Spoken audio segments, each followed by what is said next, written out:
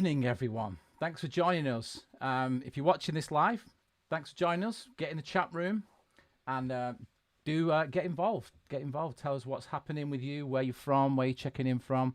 We always seem to get new viewers, but also regulars too. So we got some good people in there. So say hi to each other. This is our 9th broadcast.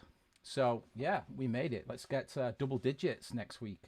And this week we're doing something a little bit different. Although we have got Ned Rush joining us later. We just kind of thought we like him. He does great things. So Ned's coming on as well in a bit. So let me just introduce you if you didn't know already. We have got over here Tim. Hi, Tim. Hello everyone. How are we doing? I'm all right. Answered. It's quiet. Is it quiet? Whoa. Okay. Yeah. Right. Well, that's okay. We got plenty of time.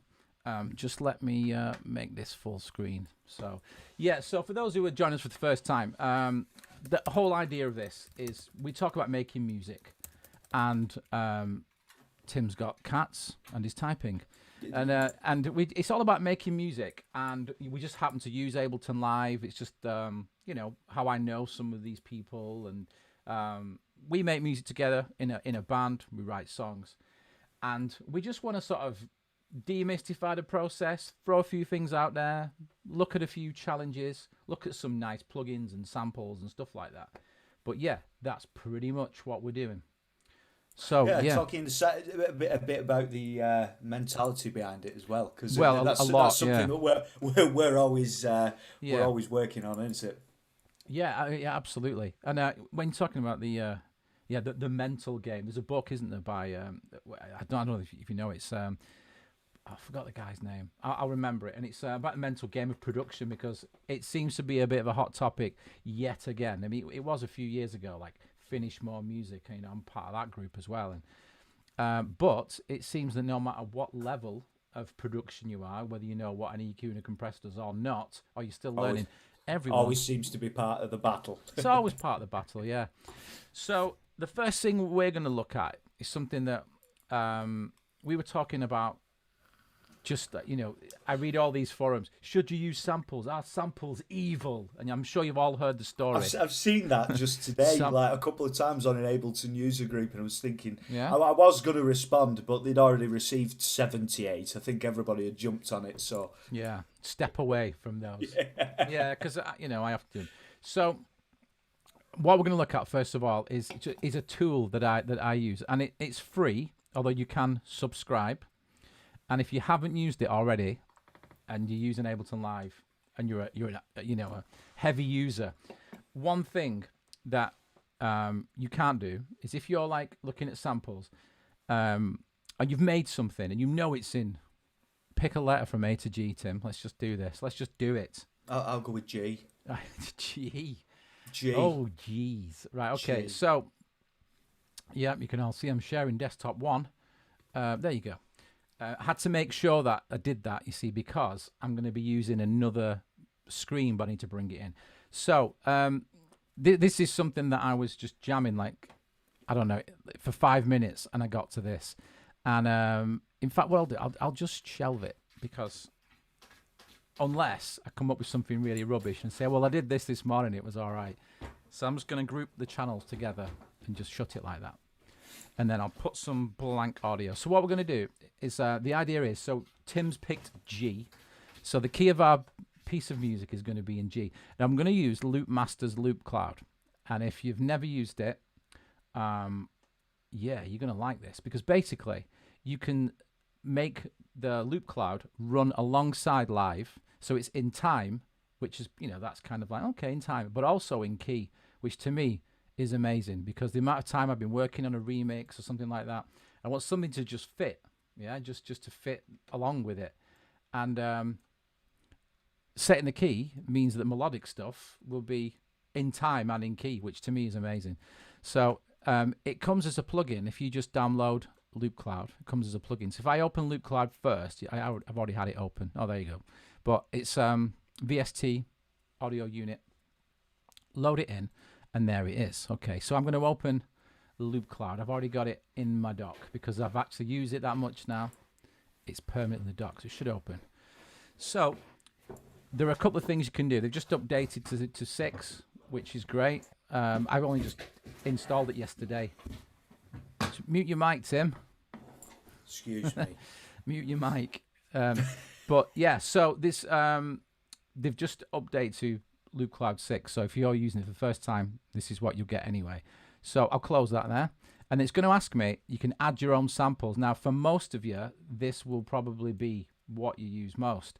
So what you can do, which I'm not going to do now because on this computer I've got like 100 gig of samples or something, is select a folder to add. Now, I've just kind of avoided that for now because it does take a while. And apparently it's a lot quicker now. But I'm going to cancel it. But you can add your own samples from your own libraries and do everything that I'm going to show you now. So do it. So I'll put cancel. So Tim, G minor. We'll stick that. So what you do straight away? It's got to be minor. Well, yeah, we'll see how it goes. Yeah, but we'll say G as a root note. So all you need to do is set it down here. I can zoom in and stuff to show you. So this is like where you look at the samples, where they all come up, and this is like sort of browser, and this is like the shop part basically. And now when I got this from Loopmasters, I did actually get a bit of a special offer, and I got 1,000 credits. If you see at the top here, you've got these points, and yeah, I've got 850 left. But most of the time I don't need them. But if you see here next to it, if it's got like a P2, 2 points out of it. But what I'm going to do anything from here only with either SAMs that I own or that are free. So if you look here, like this is reggaeton, all these different categories across the top, but there's one called free. If you click that, it's free. Now, do you want to pick a style, Tim, or just see what happens? Can you hear me? See what happens. See what happens. Pal. See what happens. I'm having a disaster in here. I've got a cat in the litter tray that has been for the last 10 minutes, which is why my microphone's now muted. Yeah, that's okay. No, it was when you just. Could you hear that? Before, yeah, before, but not now.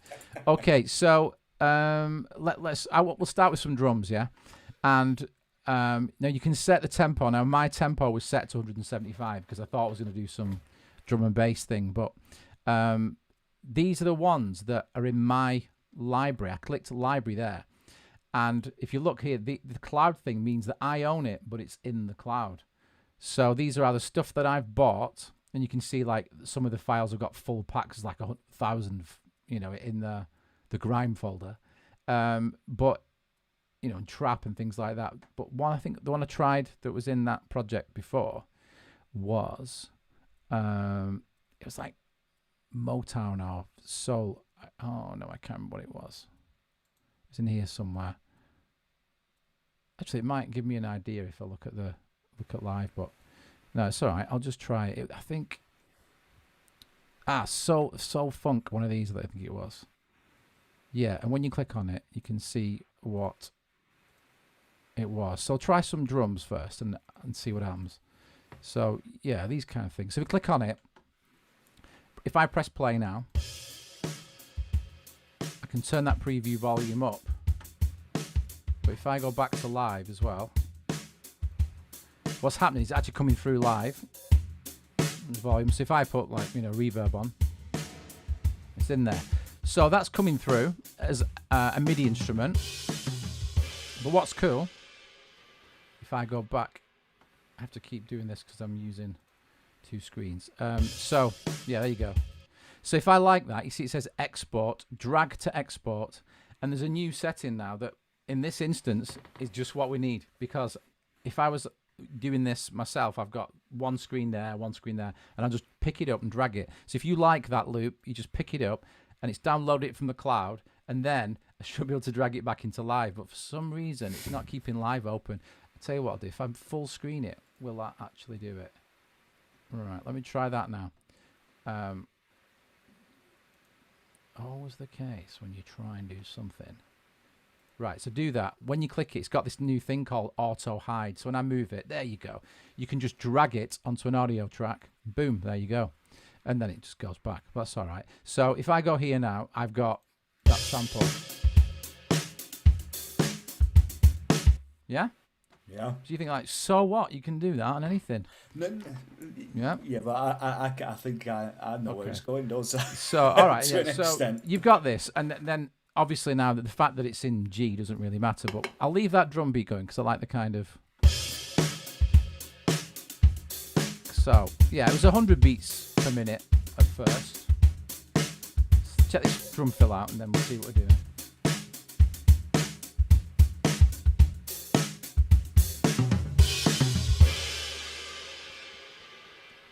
Yeah, all right, okay, so that's okay. Did you answer the question about somebody asking if it's going to be recorded for later? Someone's answered it for us. Oh, fantastic! I'll reconfirm. No, that's no. It's all right. Yes, you can replay it as much as you want, mate. please do. So anyway, I'll let that. No, I'll turn it into a loopable loop. So that's pretty good. You got drum fills and stuff, right? So you're thinking, yeah. So what? You can do that already. I hear you say. And it's like, all right, let's step it up. Now, I thought it did that, and for a while, that's pretty much all it did. Then they brought the ability to change the pitch. So, I don't know. I mean, it's on version 6 now, so it's been going a while. So now, if I go here, you can put the key lock. Choose what you said G, didn't you? Yeah? So go to G, key lock. So if I go to melodic stuff, I'll do something from within the same kind of... bass loop or something, electric bass, right? Okay, so go to here, click on one, and it was originally in A sharp, so it's not a million miles away. Press play, and I can double the speed. You think, yeah, okay, that's all right. And just to show you what you do, if you pick it up, if I drag it, boom, like this, as soon as it downloads, you do that, put it over it. Right, so you get how fast it is to start to get things up. Now, the thing is, you can actually get this going within here without even going anywhere else. Now, this is where it gets interesting. You see at the bottom here, you've got these tracks. So you've got 8 tracks, right? And if I just zoom in a little bit so you can see. So down at the bottom, you've got these tracks. You can put a sample on here. Now, obviously, they're all going to play in time. And you can do some great things with them. So first of all, we've got this one, which was this bass. Now this first started off on the first couple of versions. You put a kick drum, and you want to like maybe just check for a sound of a kick drum. But in order to give you a taste of what it would sound like, there are these little patterns that are built in, and they've took that many stages further now. So the idea was you put a kick drum sample in, and then you press these patterns. So if you go down here, you've got like, they've still got like kicks. So if you click on the general and kicks, and then they've got rhythms. But what happens is as soon as I click one of these, it will apply that rhythm to the sample. All right, then let's see. So, yep, do that. So I'm just going to go random. There's a random button there, random pattern, click it. And so now it's just slice that sample up. Let's see what it sounds like. Love it. Let's try another one. That's an arpeggio, that. So there are other arpeggios. Look at all that. Not even got it into Ableton. You've got all these options. It's cool, that. Yeah. It's very... See, I like that. It's like some sort of cheeky harmonic thing, isn't it? And then what's this? Export to current mix. Now, this is because I own this sample. So if you don't own them, you have to click on it and use a point. But there are so many that are free.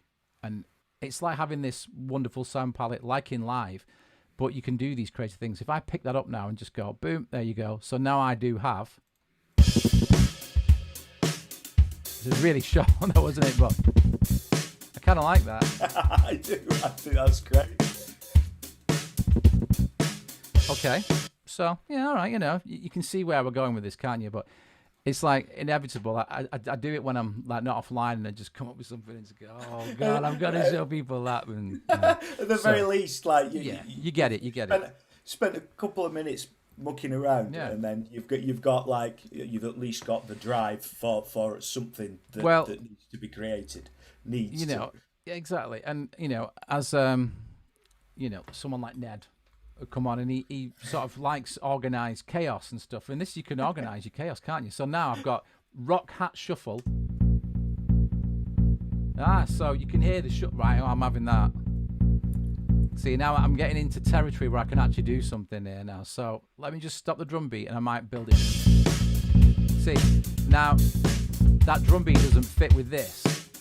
But what if I get the drum beat and apply the same shuffle? I don't know.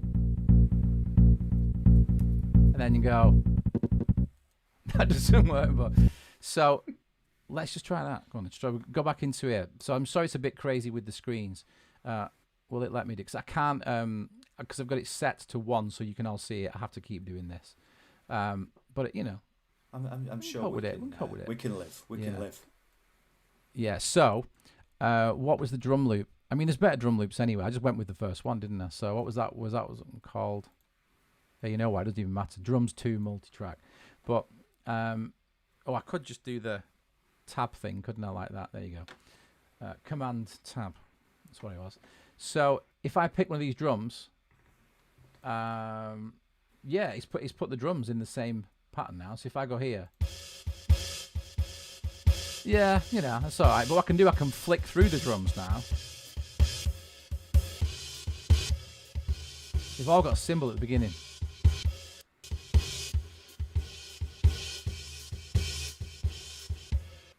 Get the idea, though. Do you know what I mean? Yeah, I don't like those drums, Tim. So I'm not keen. You're not keen. Like, well, let's just use something completely different. But you get the idea. So basically, you could put anything in. Like there's gospel vocals. Click on that. Or in G minor. Play it. See what happens. Nothing, because it must be a real long loop. But let's just see if well, you can reset the pattern. Creative effects. Oh, this is good. Watch this one. So you're thinking, what's going on there?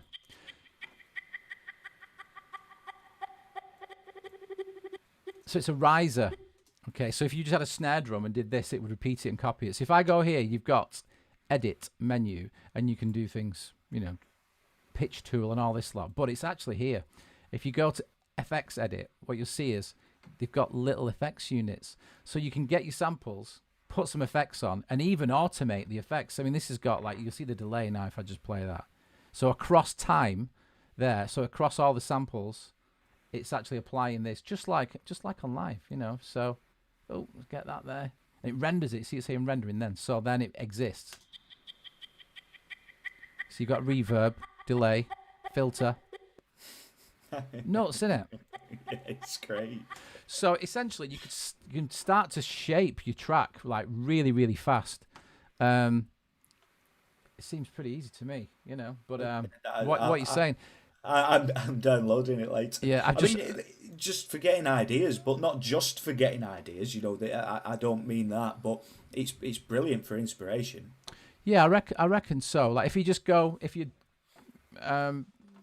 let's just go, like, say, double bass, for example, right? If I click on double bass there, ooh, I like it's gonna search through probably like the whole shop and all the free ones. But it's so cool to organize. Like all these are coming up now.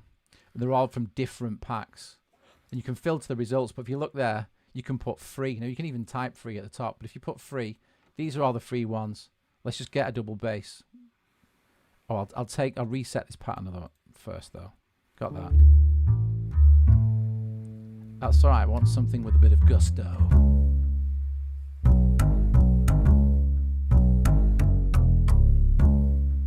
Down, down, down, down, down. Yeah. Bum, bum, bum, bum. Oh, bum, bum, bum, bum. That.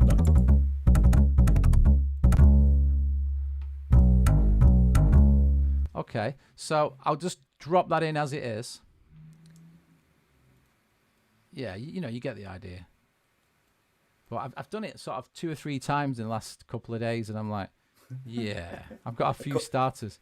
Should I show you the first one I did? That I just got the whole track. Yeah, right, so it's great. There's that really chilled out one that I was doing the other day. Untitled, it's a chiller bash neon jam. Don't save. See, I won't save that because it's just like, nah, it was rubbish. But here's one I did earlier, and we've got a track of yours, Tim, haven't we? You know, I didn't try open it. But anyway.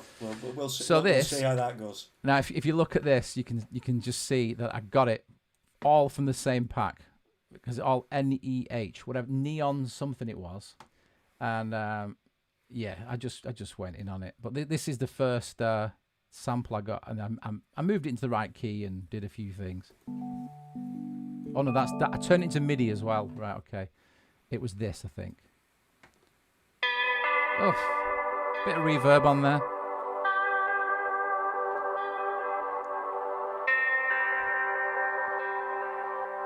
It's cool, that. And I found another guitar.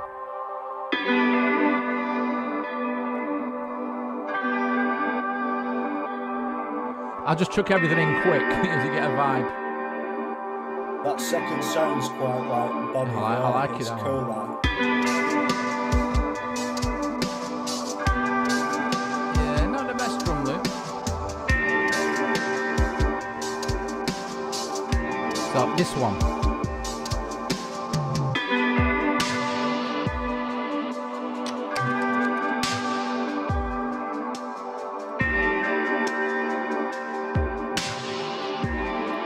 And we need bass.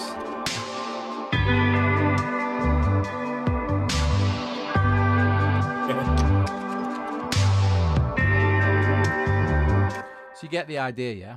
And then I had some like saxophones and stuff, like really crazy.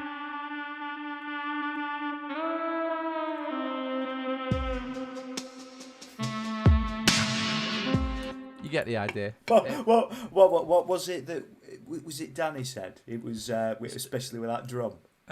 Simply Red meets something else. Oh, he said. No, you said Red that. meets Right. Joe Satriani. Well, you see, I found this guitar bit.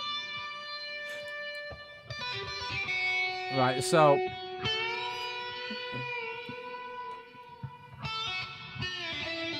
that isn't me playing. No, it isn't me playing. But so what I did a really like cheating version of a Ned Rush technique. So I just chucked it into that same sample you just heard, chucked it into a simpler, and put random in front of it. Put the chance to 100. I'll just zip it down there so you can see it. So the chance is on 100, so it means the chances of it doing a random note are just 100%. The choice is 24 notes. Now I've sliced this. What maths like, Tim?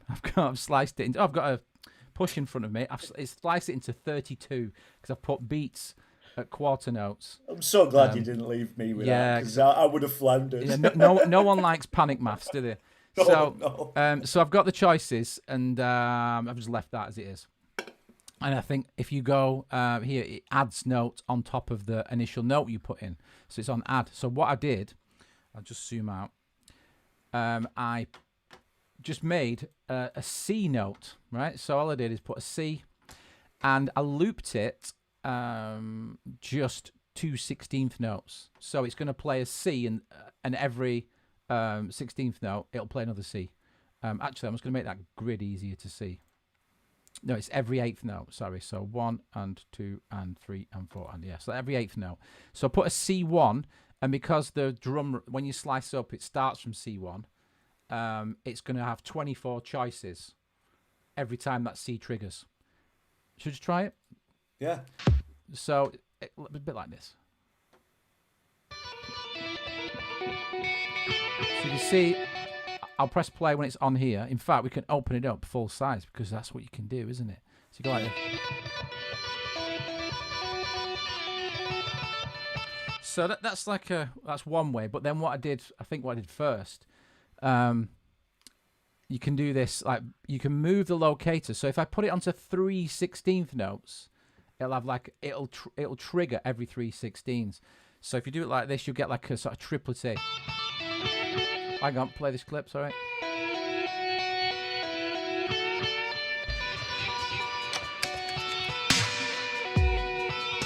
Which sounds a bit nuts without a proper drum beat. So I'll just kind of, where did that one go? Something like that.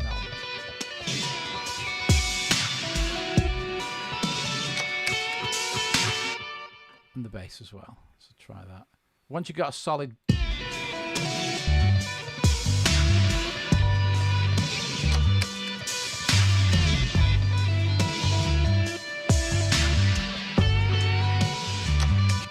So yeah, it's a bit nuts, but when you get the sort of idea, you just chuck it in and you just put one.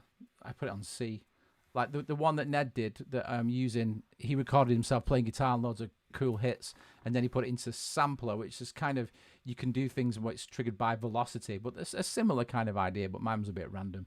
So I just recorded those jams into here till I came up with something good, because theoretically it's random, so it wouldn't play the same thing that often, or the same really. So I just recorded that and just played it with the rest of the others. So that was the original bit. That's all of them together, I think.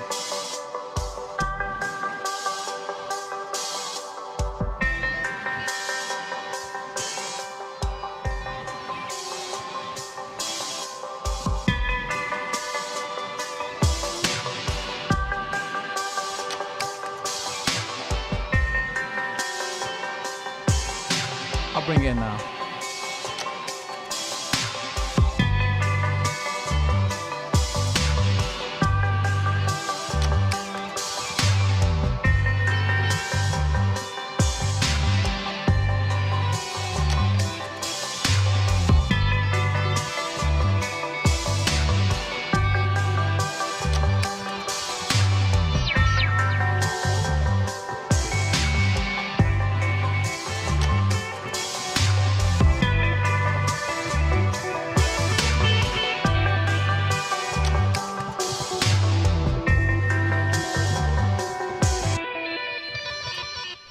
Get the idea, yeah, something like cool. That. But yeah, that all came from just jamming. With that's all from Loopmaster, isn't it? Or all the samples from one pack. Yeah.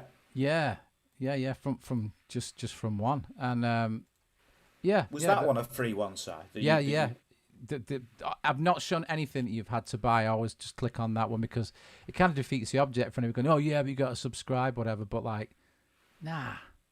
But I just want to show you what that bass. I found a bass, like a really naughty bass sort of thing. Well, I can't remember what it was, but there was one called Dusty Needles, which is just a great name for a sample pack, and it literally is what you think, just that kind of thing.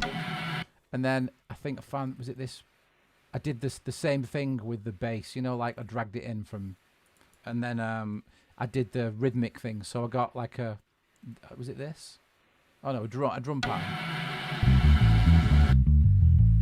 That was a bass line, and then I just put it through, sort of shuffle thing. Oh, sorry. That. Yeah, I like that. It was like, okay, so that was just using the slicer thing, and then I did it to, I think, the kick drum as well. Oh no, it's this one. I did it with. Like some sort of footwork vibe or something, and then just go, and that was it. Right, them two right there. I could get a track going from there. There you go. Starts here.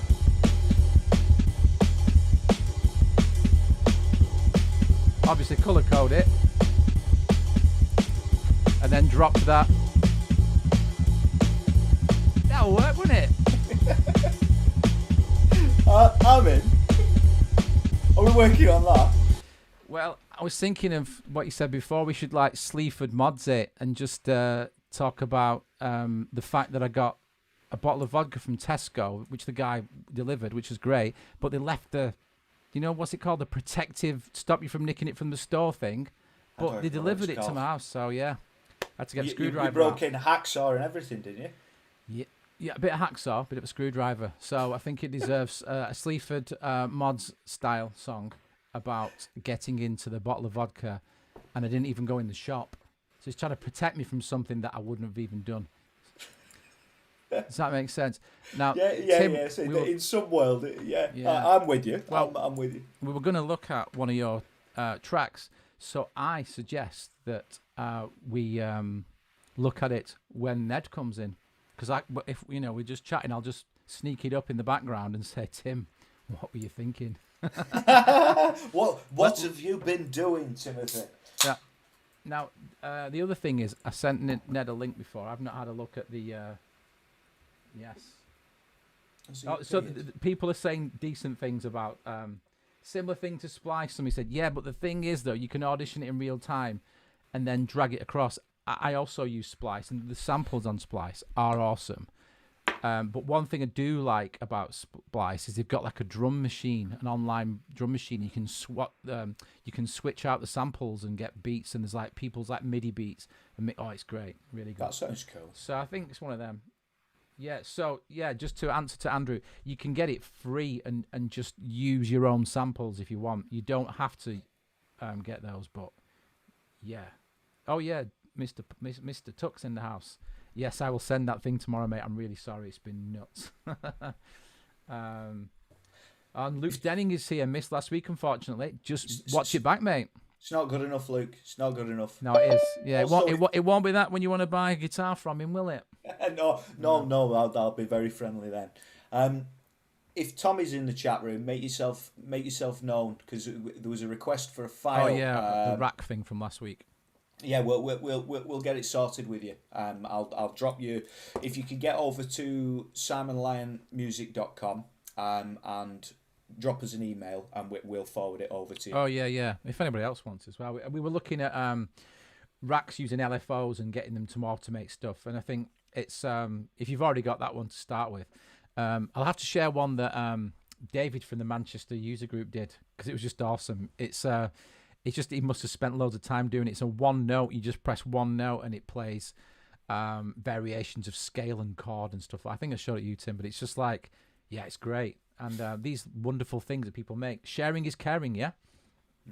Awesome. Yeah, and well, on that note, we'll kind of lead in a little bit to, we've asked you guys what other platforms you kind of use, and it was suggested that we get a Discord. So we've set one up, but we're not kind of like urging everybody to fly over there just now, because we've only just set it up and it needs populating first. But we're working on it, and what we're going to do is we're going to try and make it a forum, whereas you guys can share your samples with other people that they're hopefully will have other guests on there, such as Ned. I'm sure he'd be up for it, and people will be toing and froing. We'll also be looking at maybe getting some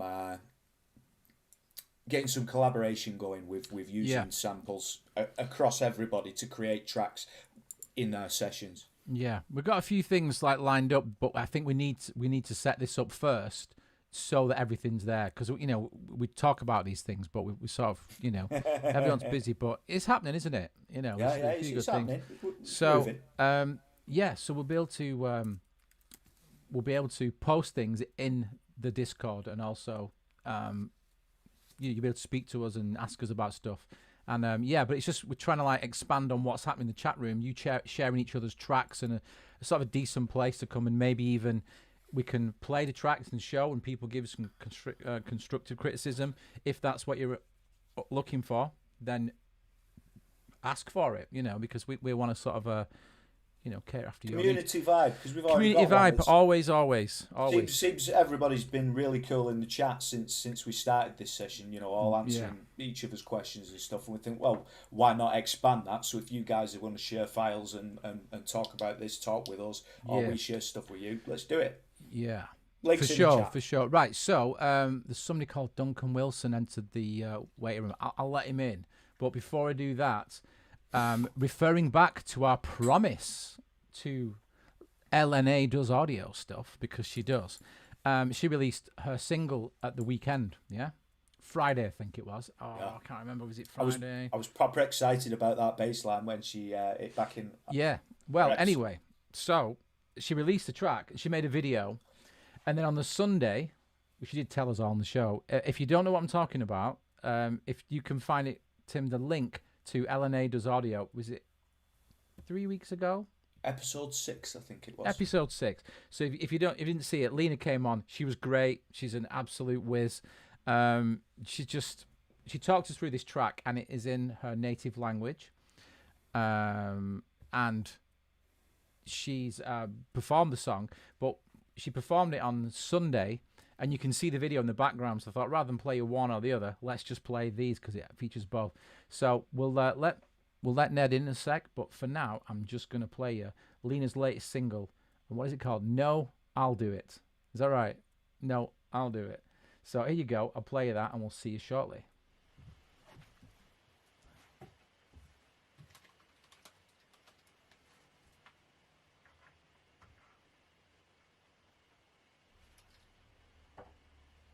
And here we go.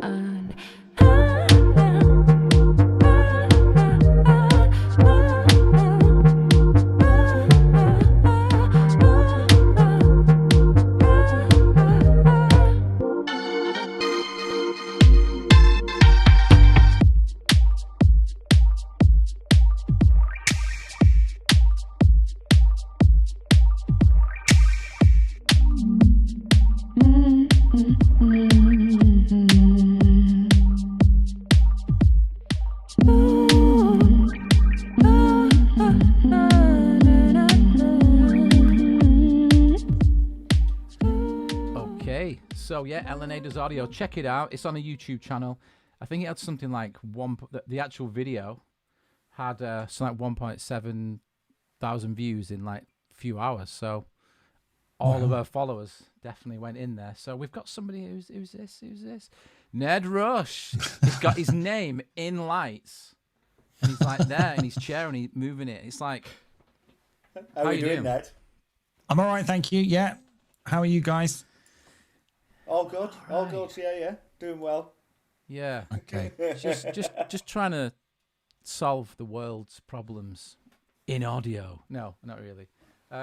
Yeah, we've been trying to sort of think of a few things, and one thing that we wanted to talk to you about actually, which is really interesting that you're on, so we should talk about it online. But we wanted to get some live performances from guests, so that don't worry, I'm not asking to do something now. And, I'm not prepared for that. No, I'm not prepared for that. No. I'll have to speak to my agents. No, you couldn't worm out. I spoke to your manager. He said another time. No, but so I've got a manager. You have now.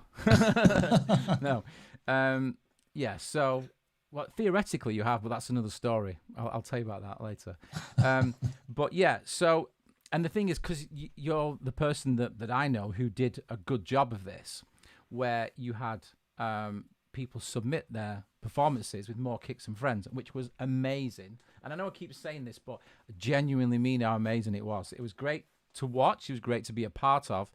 And you loosely talked about the future of it last time you were on, but you also made it, well, you know, everyone's going to be going out soon. And that is probably going to be the case. But I was kind of looking at it from the fact that people are up and down the country. You can't always get to us. It's still going to be quite a while. So if we have a guest on that wants to perform, and then we interview them a little bit, then they play a performance, do it again, just kind of like KXP meets Jules Holland, but like from the north, and you know, something like that. But still keep, you know, the content to be, you know, like talking about music, creating music, that kind of thing. So yeah, I mean, it was just, we want to do something like that, but for like a short section. And obviously we're going to ask people that we know. But can I ask you in advance to come on and do something along the lines, or even the exact same thing, 'cause it's that good. The Porsche 911 drum rack. Because well, I could probably do that right now, actually, because it's just a saved set. But I would be happy to do something like that. Yeah, awesome. It's an interesting conversation to have about the future of gigs post-pandemic. Yeah. Well, I mean, even to the point if we could have a band who are actually in their rehearsal room or whatever and beam in, you know what I mean? So that's kind of what I'm looking at, so that we can, or some kind of performance, and then we just speak to them, quick Q&A, so people can ask them about what it is they're doing. And there's always going to be a little kind of Ableton theme amongst it all, but it can just be something really cool that's music tech related, or just really cool music. So it was just to ask you about that, because you have experience doing it. And if you interviewed anybody, was it like on the phone, or you didn't actually have any on camera, did you? Did you no, speak to people? I kind of sort of kept it in retrospect, it was kind of like a visual radio type of format, where you couldn't see me. All you could see was just the content, I suppose. Yeah. But I did experiment a couple of times with phoning people in, and literally they were on the phone and I plugged them into my mixer. Oh, wicked. And I had them on speakerphone on my phone, but they were going into my mixer so they could hear me, and then the audience could hear my mic and the phone. But I didn't really know about Zoom. I've only been using Zoom for a year. I didn't really know about how flexible Zoom was at that point. So it was kind of lo-fi. But for me, it gave it a little bit of a charm. And I put like a little bit of reverb on them as well, so that they sounded like they were on the phone, but like in a cathedral. Just to give it a bit of a flavour. A bit of ambience. Yeah. Just a bit of like, let's kind of hide the low fidelity by adding loads of high fidelity to it. That sounds like my mixes. Put loads of reverb on it and it'll be better. It'll be all right. It'll be all right. Absolutely. Reverb makes everything better. Everything. Excellent. So if anyone goes away learning anything from today, that is that reverb can polish turds. Just put reverb on everything. Everything, even bass, particularly on bass. Even bass. Yeah. Yeah. Well, so, but I mean, the great thing about the More Kicks and Friends was that the charm and the fact that from somebody who submitted some content point of view, I thought it was great, because it was like, well, why would I not do this, right? So this is kind of what I want to say to the people watching as well, that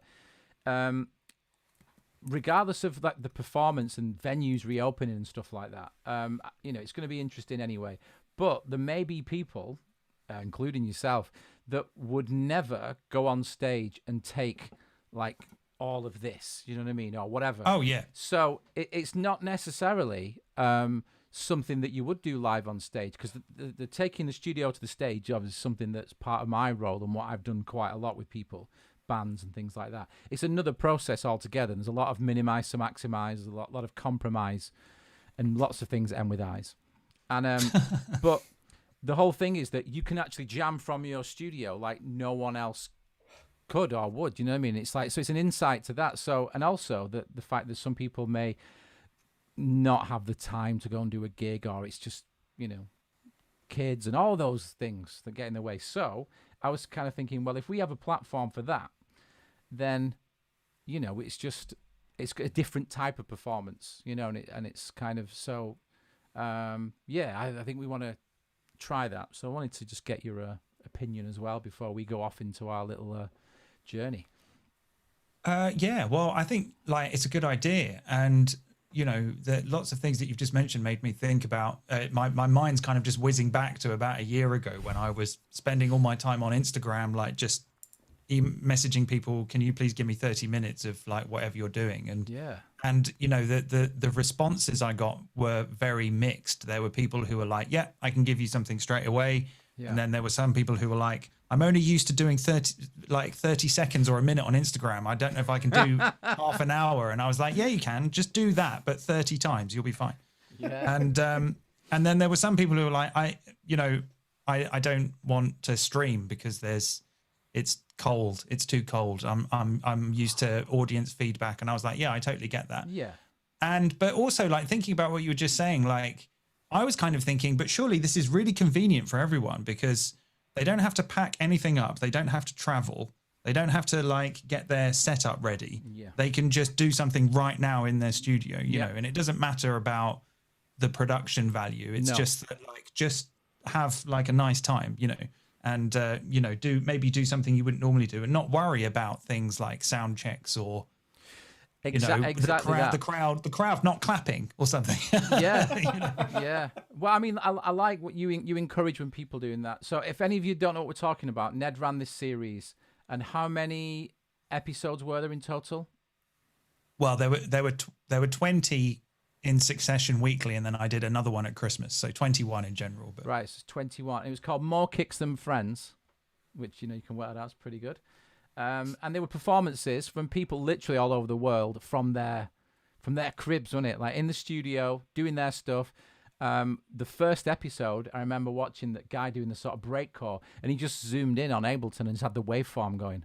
That was cool because the music was so, yeah. And I mean, it was very like some different taste, different styles, and it was awesome. So yeah, I've got to say well done again because it was so cool. Oh, well, thank you. Yeah, I kind of like, because it's sort of been, you know, a year since I started doing it. I did feel a slight wave of nostalgia last month or a couple of weeks ago, where I was like, oh yeah, like I suddenly remember having to scramble around. And I mean, like it wasn't hard work for me. It was nowhere near as much hard work as it probably was for other people because, you know, they were having to like set up cameras and record stuff and upload it. And I would just download it and sit here and drink beer and stream it on the internet, you know, but the kind of curating, even though that it was just a lot of emails and instant messages and stuff, in some ways it actually got me back into trying to find good music, which I didn't realize that I just hadn't been doing for a long time, because I was concentrating so much on my own stuff. I was it's like, a full-time job. I forget other people actually make music as well, and it's good. I think it's good that you have phases as well, and that was something that we were talking about, the mental phase, that you were actually preparing an album as well. And you know, if you're any kind of artist, I'm not putting quotes up there, I'm just saying artist is a state of mind when it comes to delivering art, isn't it? You know what I mean? You've kind of got to prepare it, write it, whatever. But yeah, I think it's good to come out of and listen to what else is going on, grab what's good and then go back. You know, that's kind of the what seems to work anyway. You sort of, you don't live in a bubble, do you? But you draw on the influences, like coming. Yeah, you do need a bit of inspiration. I always used to miss kind of like going to festivals and then leaving the festival and then being really kind of like, oh, I just want to go and make loads of music. Yeah. First time, that little sort of buzzy, bubbly thing going on. Sponge. Just sponging it all in. But like the other thing I was thinking about, with like what we were saying earlier about gigs, post-pandemic gigs. PPG.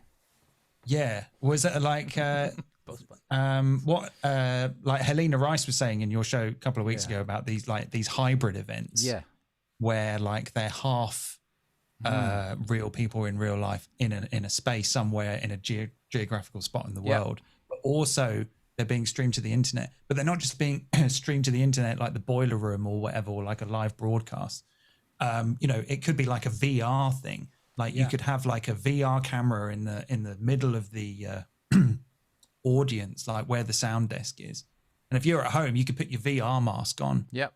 And like get perfect stereo sound and like look around and see the people who are like in the gig. Yeah. And like maybe even message them and go, I can see you, weird blonde man, just standing there. and he could go, what? And then, you know. Yeah. Didn't Helena have the future? You could sign her wall, couldn't you? You could graffiti on her wall. So it was only a select number of people, but within a live stream. Yeah, Ned did it. He did it. Sorry, you did it, did you? Yeah, I did tag myself. Yeah, because I was like, I want to tag myself in this weird 3D world. Yeah, that's happening right now on the internet. How did you actually do it? Because I ran out of time asking Helena. But what did you type it, or do you have to do like a sort of Did you? I think it was just a little. You had to type the right type of text into the Twitch chat, right, yeah, and then I don't know. Maybe they had some sort of bot or something that was picking up the right text. I really very clever. Yeah, no, it's wicked, really wicked. No, I think I totally share the. What did you call them? Post-pandemic gigs. What did you something like that? PPG. We'll have that. Yeah, PPG. But I think you're right. And then I think Helena used the expression mixed reality as well, which I'd never sort of heard that said, but it makes so much sense, doesn't it? To have like, because I think augmented reality is like when if you were at a gig and you had glasses that were you're still able to see what's around you, but the additive, the augmented stuff is where it gets interesting, because you could see like notes coming out of a saxophone or whatever, like physical like crazy things, like in Killing Zoe from the 90s.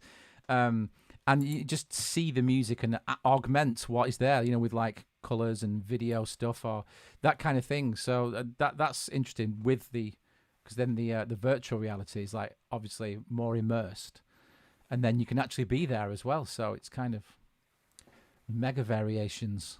But I really like the idea of that, the physical space and using it. So I think it's like, I mean, it just kind of means that like you can be part of something, like, if your favorite band is playing, but they're playing in America and you can't go, you can still be part of the collective experience rather than being part of the experience like afterwards, like on demand or something. Yeah. Like if they film back in the day we would wait for the DVD to come out, but now you can you could probably go to the gig as it's happening there and be part of it and interact with people in some capacity. And even maybe still be able to interact with the band as well. Like in some way they could have like some screens up that have just got tweets of going like, I like your hair today or something, so that you can give some feedback to the band. Definitely. I think that's definitely stuff to look at. I can feel cogs turning everywhere. So yeah, good to hear what people have said in the chat room as well, what they got. But yeah, so that was what we want to ask you that. And another thing, I've been asked by, I don't know whether you heard of Sarah Sims. She works for Mixed in Key, and they've just done this satellite plugins. Do you know about that? The satellite plugin stuff. I think I've got it on my What's on Simon's browser. Oh, hang on a second. I've just got. There we go. What's this here? So we need some form of jingle for that. What's on Simon's browser? What's on Simon's browser? What's on Simon's browser? What's on Simon's browser? Maybe I could do one quickly on the guitar right now. Oh, please, there you go. Go on. What key is it in there? What's on Simon's browser? Do it one more time. One more time. Tim, go on. We're recording. What's on Simon's browser? There you go. It's live. It's the it's official author. He's going to want paying. He's going to want royalties. Yeah. Well, so the people can all actually they missed you doing that with the little. Well, they can see you in the corner. So it just so happens that a track that I was that I produced with Martin from Inspiral Carpets, it came out last week. It just so happened to be track of the day yesterday. Just sneak that in. Oh, I think I saw that. I think I saw you post a link. Yeah. Yeah. So good stuff. Yeah, Even the Stars. They're a Manchester-based blog. It just happens to be big Inspiral Carpets fans. So there you go. That's how you get on that one. Anyway, but what I was looking at is this. So what is satellite plugins? Now you guys can't see this, so you're gonna have to unless you open it there. But I can look on the YouTube. I've got the YouTube open as well. Okay, well it's basically it's satellite plugins, and it's a collaboration tool, and it opens up like I'm just trying to show everyone at home watching. Basically, you can collaborate across different platforms. It's a VST audio units, and you can set it up for all the different DAWs. I'll just leave it on this window that I've got here. But you can connect to any DAW, and what you can do is the DAW stays in there. You stay on Ableton or Logic, whatever you're using. You open the plugin, and then you move your recordings into the plugin, which is connected to all your collaborators.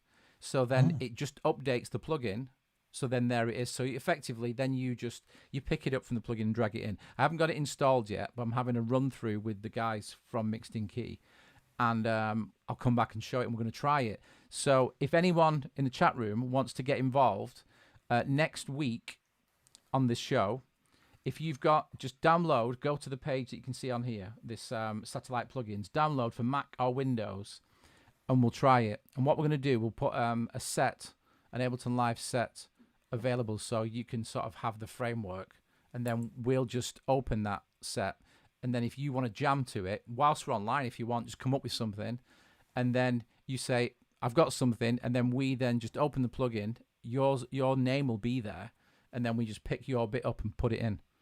So so it's kind of like the splice thing that but that was all right for long-term collaborations, but this is kind of, it's not real time, but it's real time to you as you're jamming it. So we're going to try that. But this also links back, guys, to the Discord thing, because what we can do is we can use the Discord to put like sort of links and things like that to it, because it can be there whilst the show's not on, if you know what I'm saying. So so yeah, we're going to try this. We're going to be, I'm not saying cutting edge or anything, but I think this is probably the best one to try, the satellite plugins, because it works across different platforms anyway. So it must be pretty robust, and it's a plugin, and it's free. So we've got to use all these free things. Like free, yeah. So I'll let you know I get on with it, and I'll do a little run through with Tim, so we can do it in real time, because we can do it on one screen, and you'll see your bits come in as we do it. Sound like a plan? Cool. Yeah, sounds like it's amazing this stuff that these people are coming up with, isn't it? Well, that's it, yeah. Instantaneous remote collaboration stuff. Yeah, instantaneous remote collaboration. IRC, we've got that. IRC and PPG. Keep knocking them out. So what we were going to do is, Tim's been working on something, and in this case, Ned, 2 heads are better than 1. So let me try and open this project, Tim. It was called... Are you going to tell me what it's called? Villains. They're all villains. All of them. That was that's the working title. Can you see the screen, by the way, guys? Yeah, I can see it. Yeah. Right. Definitely called Villains. So there it is. Bum bum Definitely. bum bum bum bum bum bum. Oh, number 7. Do you want to do? No. Never. Never save. Never. No, I'm just. We can just go. I watched your latest video before, Ned. I was a bit delayed because it's been out for a week, hasn't it? How not to make beats in Ableton. Yeah. How many tracks is this, Tim? The special, mate. I proper enjoy them. How many tracks? Yeah. Not many. Oh, I'll just come off it whilst I'm waiting there. But yeah, I don't really. Was it still loading? Is it having a fun in? It's just taking a while, but I put the number 7 on. Number 7. Yeah. Anyway, quit Loopcloud. Yeah. Have you ever tried the Loopcloud, Ned? I've not. No, I've heard about it, and I was watching you guys mess about with it earlier on, and I don't know if it's always been like that or if it's come a long way since I last heard about it. But it looks like it's really interesting. Like I didn't even know that you could I just kind of thought it was something a bit like Splice, where you you kind of just browse things and then they appear in a folder or something. But like being able to sort of like edit the files before you import them, and then it kind of like renders them with effects and stuff, and that's like really interesting. It is, isn't it? So I mean, I didn't do that because obviously we're just trying to show it quick, but you can actually make pretty much a complete track within there, and then obviously like you're only limited because there's no real sequencing, but you can change the pitch, you can draw velocity curves, you can slice it, change the pitch. So when I used to use do you remember Acid, Sony yes, I do. That was my DAW, because you could time stretch, and then I would just draw a loop, slice it up, and then all you needed to do was click on the part of the loop and just put plus or minus, and it would raise the pitch in semitones. So you could make like a melody just from samples so quick, and it was like super old school, but really mad and fast. So you can kind of do that on that. So it's all about workflows, isn't it? You know. So anyway, sorry, I've got to share the screen again now. But yeah, it's there's a lot to go at, I think, with that Loopcloud. So please do share your experiences, because I'm not getting anything from them guys or anything. But I mean, I'm sure they'd be excited to know that we're talking about it. But it's pretty cool. Pretty cool. I think it, like being able to do that. Sorry to interrupt. Being able to do like that kind of like processing to something from a library gives you a little bit of scope to add your own little personal touch. So it doesn't feel like that you're just appropriating something from a library. You're kind of taking it and sculpting it into something that's got your identity before you use it, which is exactly pretty cool, I think. Yeah, that's definitely that's why I asked, because I thought, well, I think you'd be more interested in the fact that you can edit it before you commit to taking it, just dragging it out. So yeah, that's, I mean, I was doing it last night and just coming up with all sorts of stuff. I thought, this is great. And when I, you know, showed it on there, it was just like, oh, well, you know, you've got to be in the right, know what you're looking for. But yeah, as far as slicing it up and putting random sort of almost MIDI clips into the sample is like, oh yeah. So anyway, so this is something Tim's been working on, and we did say we'd like look at what's going on. Because it's very early doors, this, Ned. So don't be misled. But we're just trying to get a vibe going, something that we'll keep moving with, and most of it's shit. Disclaimer. Most of it is shit. Tune out now. But there's like three or four channels worth of good stuff. But what I end up doing, especially in session view, is I'll start layering stuff up, and I'm trying to get a vibe. And then once I'll get there, but it'll only be maybe 8 bars. And I tend to get stuck there then. And I end up, because I've not got the self-discipline yet, I end up moving on to something else the next time. We've all been there, mate. And it's driving me mad. So essentially I've said to Simon, have a look at this and just kind of, just push me on a little bit further along the line. And then I'll push me on or push me off. Right, but one thing I do, Tim, I this is just my thing, you know. Feel free to cut in, Ned. But I color these. If you've done something, and it's worth pressing play, then and say, oh, here's a layer. You know, if you're used to using scenes, I just give them a color, and I try and, like, you know, I've done a lot of like training teachers to use live in schools and things, and I always say, if you get your own little convention, and if you get them to like right mouse click and give it a color, then if they're collaborating, the pupils, you can say, or anybody, your mate, click on the blue one. You might not know it's going to be your chorus or whatever. I mean, if one of you's colorblind, it's still a bit of fun, you know. So my youngest is colorblind. He's doing well though. He loves it. Purple dinosaurs, much better than blue ones. But yeah, so you get the idea, and you can click on it. If you give it a title, you know what I mean? You can just say, if you're collaborating with someone, click on that. Points proven. Right. If you were us, what would you play first? Oh, well, I'd have to go for the top one, I think, because it's the most basic, but maybe like not play the organ. I'd start from the left on the top row, top C. Yeah, just play. So whatever's there. I'm going to play. Build it up, because the first couple are the all right ones, and then once, hopefully, people will be all right with it before the shit starts. So, where's that from? Stole that from one of the packs within Ableton. From one of the packs in Ableton? I think so. Or it might have been. It might have been. Yeah, you know, it was a pack. Ah, Opolopo. Machine congas and timbales. Okay, but you've used Addictive Drums as the drum samples. The drum source, if you like. And are all these the same pattern? Yes, all same pattern. Okay, just before we start mucking things up. I feel like I'm on an exam. No? What do you mean feel like? It's exam season. It's like, do you know what you've done here? Do you know what you've done? The answer is normally no. Because what you do, you need to copy them all in blue, and then we do follow actions, just like Ned's done. And yeah, so okay, go on, just go on. We'll move on quickly, and we'll just get to what's that's the so that is this how you started it? Talk us through your sort of thought process a little bit. You know, you started off with this.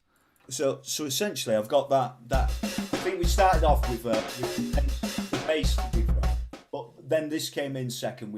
I got a drum sample that kind of went with the groove that I was going for, because I had a very specific groove for the bass line in mind. That's all I kind of started. Okay, all right. So was that inspired by this, or did you already have that in mind? Already had it in mind. I think okay. Drums have been catered to that. There you go. Yeah. That I think that's really important, that, because it's like if you find the bit that had like the blueprint or the DNA in it, and then everything has to like align with that, doesn't it, or work or go against or whatever, yeah? Yeah. So what is the bit then that you had in your head that was that this is what started off with? So you started off with a give me the bass. Give me the bass. Right. Be careful of the sub. Check. I love it when people say that. That was a rush job, the last session that we were on. All right. So which one, sub or bass? So I'd play bass.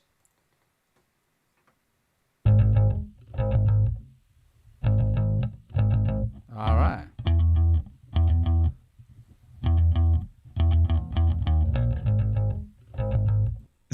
Is that an actual bass guitar, or is that? Yeah. Yeah. That's nice. Come out nice. I stole that off my brother Ned. I've got a P bass here. It's not mine. I don't own it. So is it a P bass, that? Yeah, I think so. Yeah. Okay. No, sorry, jazz bass. Jazz bass. Yeah. Jazz bass. Mine's a jazz type bass. I'm not that great with what Fender. Can you see the? Oh, you can't see the blue. That you can't see that one, can you? Which one is it, Tim? What I've got. I think yours is a P bass, but don't quote me. I've just got mine. It's jazz something. Right. Anyway, so I just wanted to be cheeky and go for straight away. I have got a really nice amp that I use this a lot, so I just want to try it. Oh, is that the UAD? Yeah, it's a very, very naughty amp, right? So this is the guitar amp, which is pretty cool, yeah.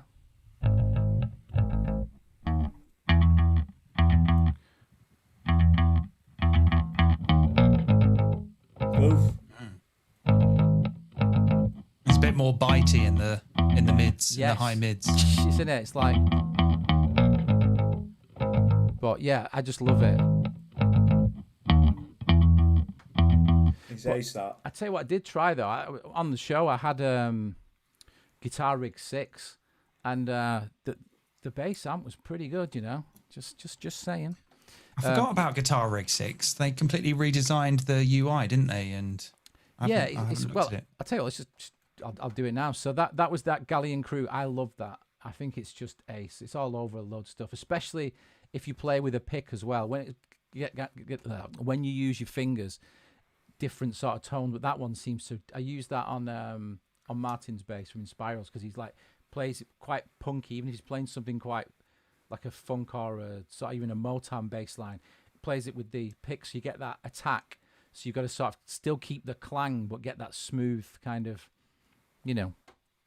funk sort of sound. But you got to. So that does it for me. Really good. And you can do things like this as well. You can just drop the middle out. Watch this. If you go.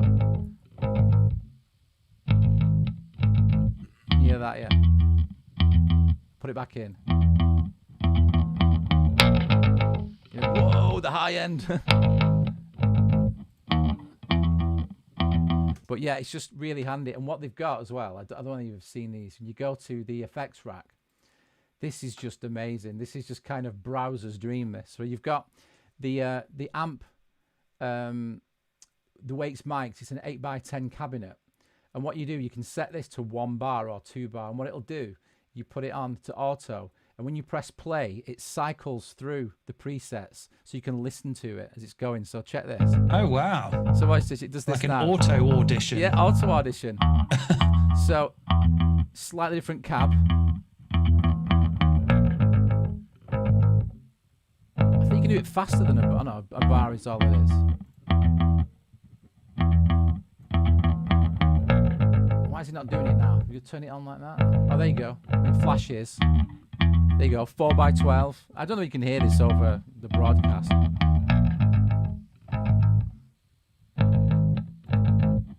But you get the idea anyway. You can do that, and it's just great. And then you can do it with the recording cab, and there's 2 separate amps. It is absolutely amazing. I'm very fortunate to have that. But the guitar rig is awesome as well. I'll just show you the. Oh, please do. I want to have another look at this. Yeah, it's a little bit more accessible and affordable for sure. You get the whole thing. There's some guitars that sound like shit a bit later on in. Oh, okay. Well, I'll just show Ned this, because I've got to say to our wonderful friends at Native Instruments, it's cool. It's really cool, because they could have just gone for just guitar. I mean, I know they've always had bass stuff in. I think it's just under one of the amps or amplifiers. Bass Pro. That was I used that as the tag, like the Bass Pro. Let me just. Oh, there you go. And then Basic Chicago. Whoa. Right. Okay. So that's a bit distorted. Let's go for delay on it. Dirty Studio Bass. So.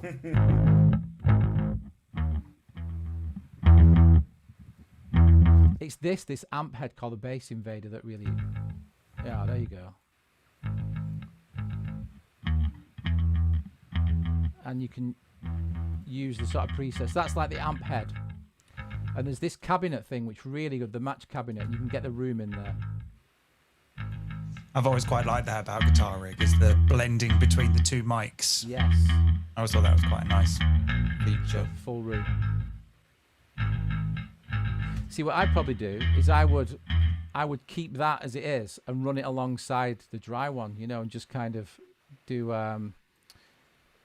something like this. I don't know, you've done this before, Tim, but if I just add another track just within that and just put audio from bass, put that, and then I'll drag that effect onto there.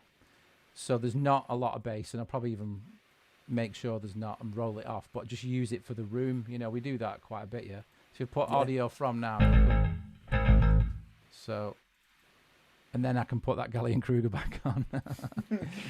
do it, come on. And then I can just bring a bit of that in.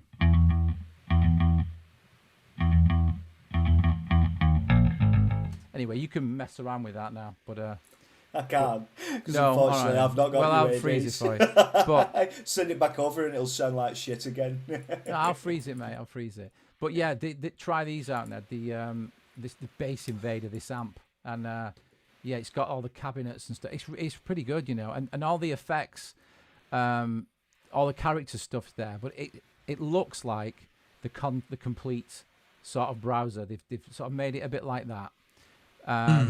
But all the effects that are in here are based around the plugins from Native Instruments. So there's like the delays, like the tractor delay, as in the DJ one, and it's just like it's really, really useful because you're kind of familiar with some of those effects already, and the filters and stuff like that, like this Desert Funk one, Tim. It's got auto filter, room control. It's just it's good. Yeah, it's a good environment. Guitar Rig. I've got Guitar Rig 5, but like I've been sort of less interested in using it in recent years. But when I first got it, it was like a bit of a playground. It was just so flexible and I used to put drums through it and stuff, and like anything really, totally, just to like, it was loads of fun. Yeah, no, I like it. So you put a sub next to this, Tim? Yeah, be careful with that. Just be careful with the EQ. I've left that on Desert Funk. There's one for you. Leave it. It might work. Just go with it. All right.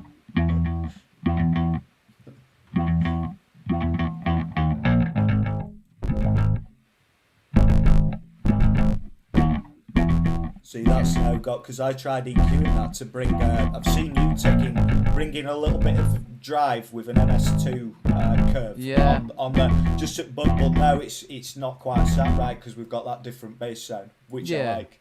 Okay, I mean, you mean you want it to have? I'd probably scrap the sub for now, Si, because it was last minute. Or let's see what else you've got. Can we bring the drums back in now? See what the. Let's do it.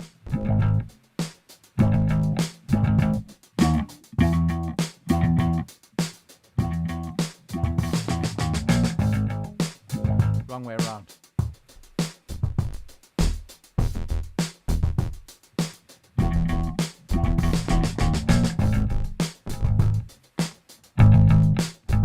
So yeah, what I do, I just get all these levels and bring them down a little bit, just so we can go. That sub's got a bit of a click to it. There was a bit of a clicky, buzzy with the sub buzziness to it. Did anyone hear that, or did I just? Yeah, no, probably. You mean the sub?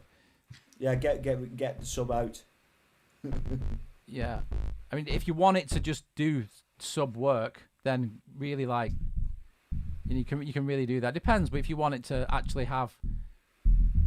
I mean, I'd probably do something like that. See, what I've done is I've seen you do that process, but then to try and get a little bite out of it, I've obviously gone far too high up with where I've driven. Is that right?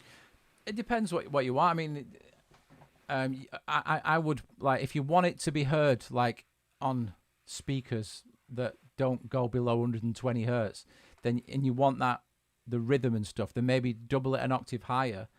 But then roll some of the bottom so the sounds make a kind of speaker-friendly version. But if something else is doing the same pattern, I don't know. It's kind of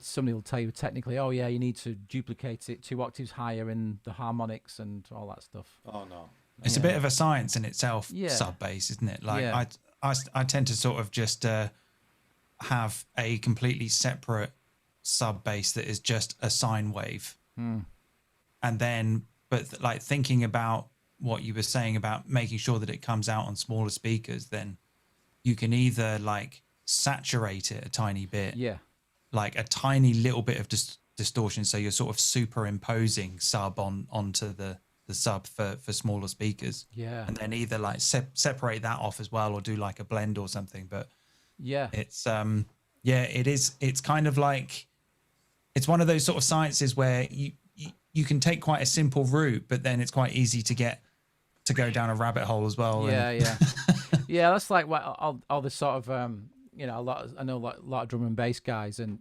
it is totally down to science, probably not as much as the actual musical content, but it's right up there, isn't it? Because you just can't have certain sounds happening at the same time as others. There's not enough room for these sounds. They've got to be super precise and come in and have their own frequency range, and when people get it right, it sounds amazing, so and you want it dead center as well. I think the sub just wants to be mono with no a little bit of attack. And actually just calling back to my album, so there were bits on my album where I was I just had one sine wave all the way through. And then I had my actual bass guitar, which was doing a lot of very clicky stuff. Yeah. And then I kind of sidechained the sub from the clicks of the bass guitar, so that the volume of the sub came in with the clicks of the mid-range bass. Yeah. So it wasn't just kind of all the way through. It kind of followed the percussive element of it. Yeah. So that's something else to. That's very cool. Yeah, think about. Tim, that's what we've done for the chorus in. I've attempted it. Yeah, just done a terrible job. Say that again. I've attempted it, but not with bass. Yeah, the task you set me. I was doing my homework. I did it. Yeah, I did my homework. How self-garbon. So gold star. Well, yeah, but what you were just saying then, Ned, I've done the same thing, because the chorus in this track we've got, it's got stabs where you need the sort of the energy from the guitars, but then and the sub bass, but when we're using the sort of clanginess of the electric bass, so they do exactly the same thing. When it's clangy, it sort of pushes them down. As soon as it stops, the bass the sub fills the space again. And it's that's why the gates and compressor, all the sidechain stuff is just amazing in live. And the more you sort of mess around with it, you realise how you couldn't live without it eventually. But Yeah. Yeah, it adds like a bit of physicality to the bass as well, because like if you kind of just blast people with bass, then they're going to shit themselves. But like if you kind of like if you kind of like give it a percussive edge, then like they've got like a little bit of time to sort of actually, you know, get into what's going on, you know. Yeah, all right. You can't just have like I'm just looking what all the way through. You can. Well, you can, yeah. But well, it might not have like, desired results. You kind of got to sort of stop and start, you know, because then it makes an impact. Otherwise, it's just kind of, it's just engulfing. Yeah. I'm just looking at the. It becomes you. Yeah, it does. I just got to read some stuff out from the chat room because these guys are on it. This is what I'm saying about the community vibe. It's wicked. Like so, Dave Murphy was saying he tried. Oh, this is going back. Trialed satellite plugin session using Reaper and Ableton or MacBook, and it worked flawlessly. It updated really quickly. Totally usable for writing session collabs. Awesome. So there you go. That's some good feedback. That's the first feedback from the field that I've heard that. Acid was a great piece of software back in the day. Oh yeah. What's one of the drum and bass guys, dubstep guys? Is it Rusko? Rusko wrote exclusively in Sony Acid. Yeah, I've seen that video where he's in like his kitchen or something in like one. 2006. That's the see. This is it. We where he sent his girlfriend off to get her nails shopping. done. That was it. Oh man, we are made from similar cloth. Stuff. Yeah, exactly. So he sends his missus out. That was his tip, and yeah, it works. That I've tried it. Yes, hi Lee. No, you've not mixed anything, mate. We don't. And then Eternal Monsoon was looking for a spring reverb for Sweet, and he happily found this webcast. You need to come back, play the 1 week before. I was telling you all about the reverbs. You can get impulse responses for spring reverb, all in convolution reverb and hybrid reverb. Go get them. Honestly, they're great. Get the LM7 vibe as well. He's here. Yeah, Rusko knows his sub bait. Yeah, he's a dude, man. He's a dude. My mate Ton was his MC when he went into America. And it was, he's got stories. What does he do now? Is he still doing stuff now, Rusko? It seems like such a long time ago. It's like I think he moved to America and went from the scene of that video straight to LA or something. Yeah, he sort of went stratospheric very quickly, didn't he? Yeah. Right. He did. I did a Britney Spears remix and stuff like that. When people used to pay you for making music, you know, remember that? Anyway. So, so Dave Murphy said, put the Opolopo back in. I'm going to do that very shortly, so remind me to do that. Is it all right if I just go and get another beer? Is that okay? Mate, you know what? I wish I had someone to go to the bar. Absolutely, of course it is. Okay. I don't have anyone to bring me drinks. The dog, I haven't trained the dog yet. Yeah, go to the bar. I'll be back shortly. Although we could take turns. I might do it, actually. But, saturation does it for me, says MHO, a regular attender. Yeah, nice one. Yeah, Lee as well. Yeah. What was the brown note? For sure, man. For sure. The legendary brown note. Yeah, Rusko. The guy knows sub bass. Oh, did he? Oh, he had cancer, but he's cured now. Well, that's great to hear. Thanks, Lee, for telling us that because cancer sucks big time. Oh, wicked. Well, let's hope he's all right anyway. So, getting back to your track, let's have a quick blast. So, we'll just play the Opolopo for Dave. Let's do that. Oh, we're all muted, but.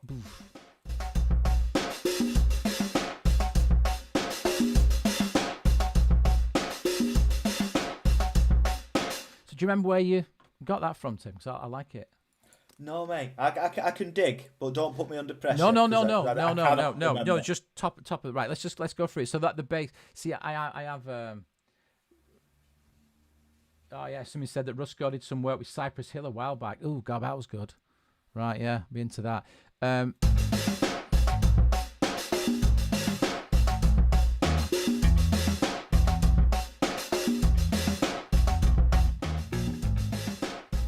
You hear that all right, Tim? Yeah. Bring in your new channel.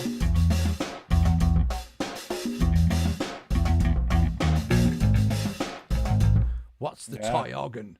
I want stab guitar. Can I put a stab guitar? We like that one. That's the only other channel that we like so far. Hello again, Ned. The organ's all right. Needs work, but it's all right. Oh man, it's just let's get it out there. That's what it needs to say.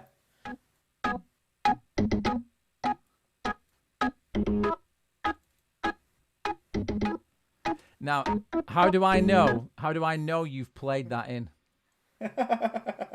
I don't know. Have you played it in?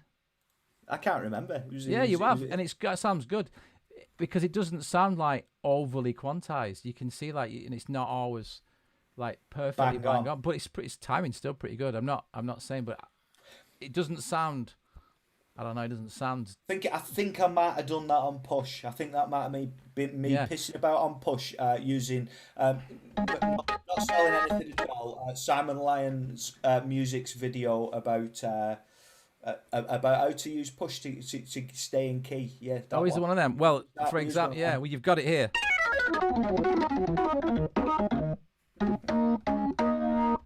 Oh, dude. It's just like all set in key. So it that was some shred organ. Yeah. Well, so Ned, do you remember Strangler Lead that was in Live 10 and previous?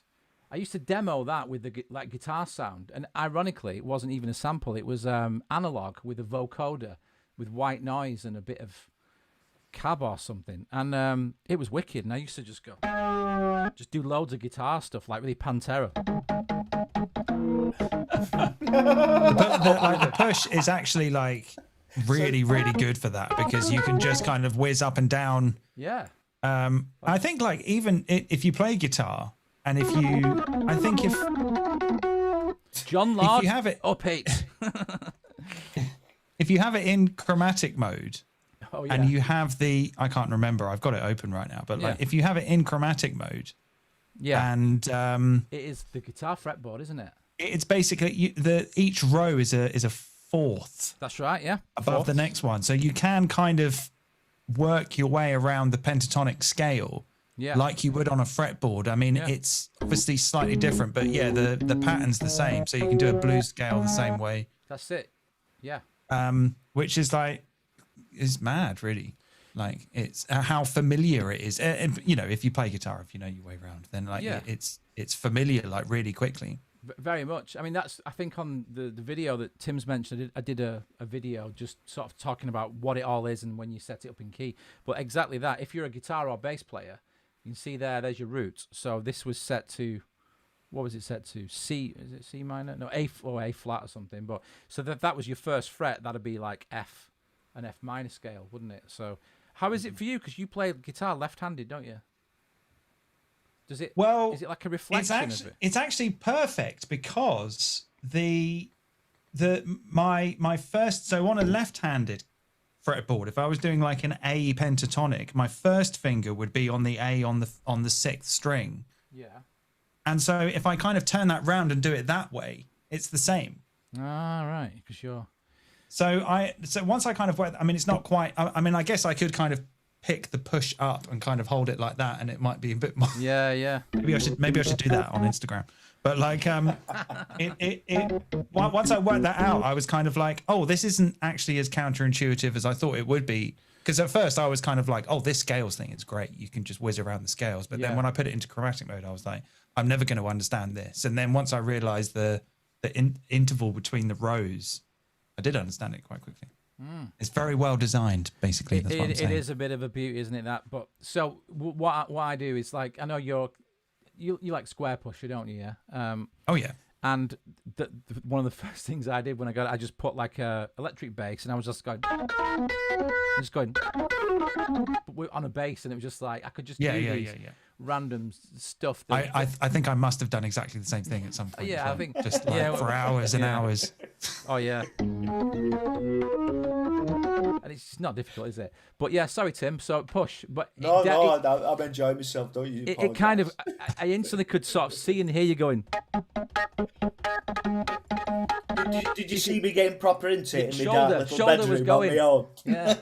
So hot chipping of the shoulder. Joe Goddard giving it. Oh, you got to throw the shoulder in.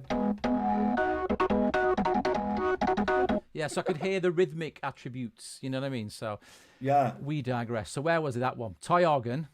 Yeah. And is that from? It's from Omnisphere, right? So I see. We like Omnisphere. Yes, we do. And you went ahead and bought that thing, didn't you?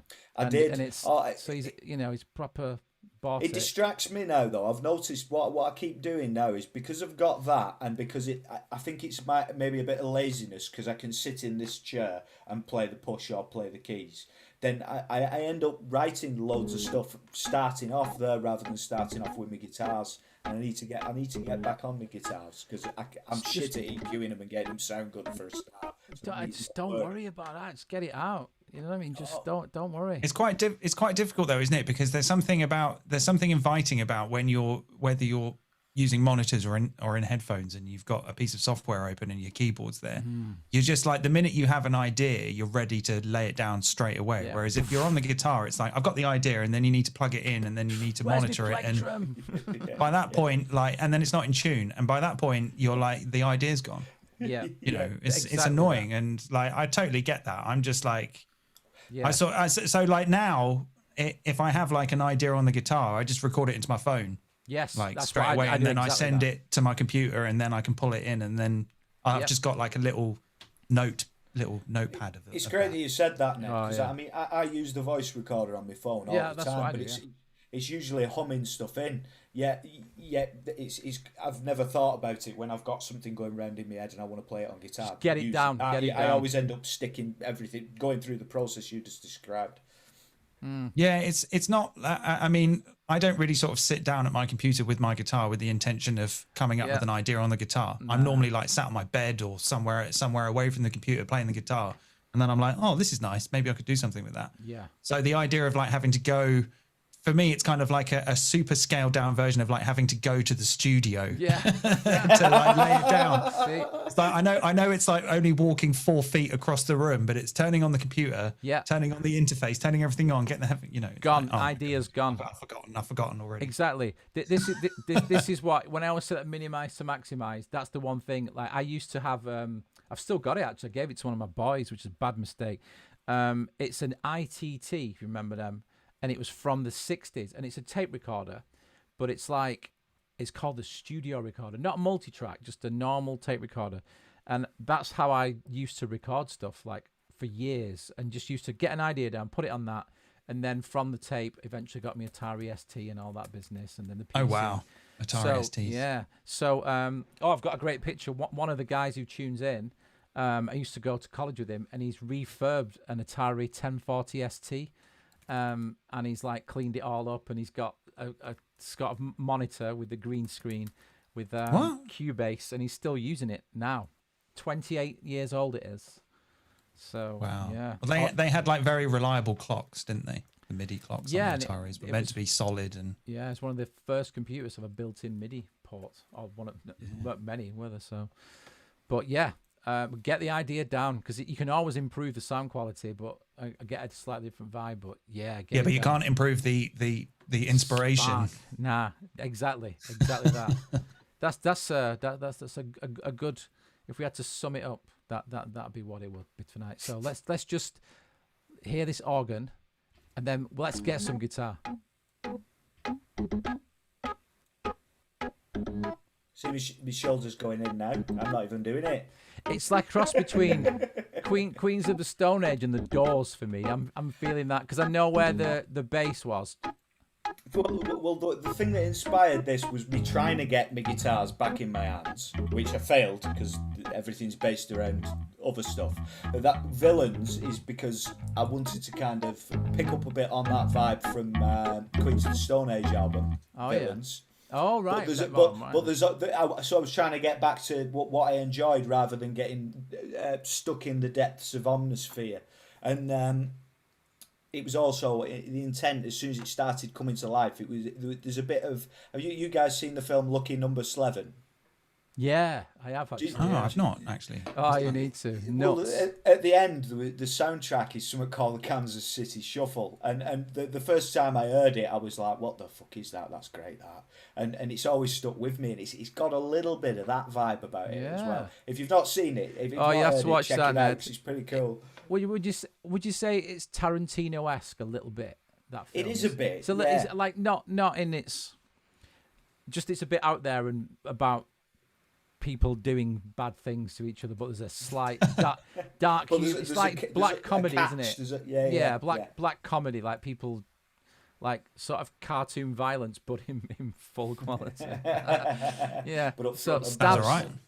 Can I go clean stab guitar, or because this says chorus there, but is that are they interchangeable? Do jazz hits first. I think jazz hits are all right. We're all right with them. I don't know what I think clean stab guitar might be a steaming pile of shit. In fact, I think it might be the worst channel on there. Okay.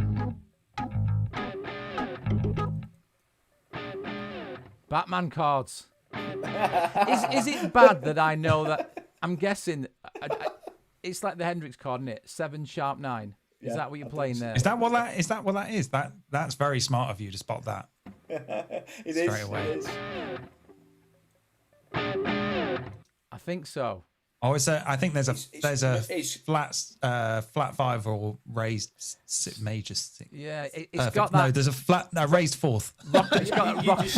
You're showing off now. It's got that. Do you know what's the song by Chuck Berry? The Run Along and We Are. It starts off with a din. It's like that's an augmented chord. I always have that as a reference. And the Jimi Hendrix has got that's a 7 with a sharp 9. But it don't matter. But yeah. Yeah. I like already I can spot like the kind of interplay between all the various like riffs here. Yeah. So the organ does a bit and then the guitar does another bit and all that sort of stuff. That's a good observation. That you've put space into it and the instruments are reacting. So that's cool, man. Yeah, they play off each other and they're not all just doing the same thing. They've got their own little thing going on, but they work together against each other and stuff. Defo. Let's try that so far.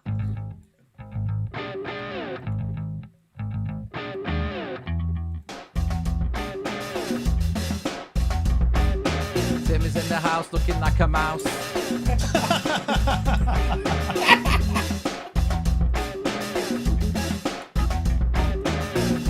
Bring the other drums in as well. I like it, mate.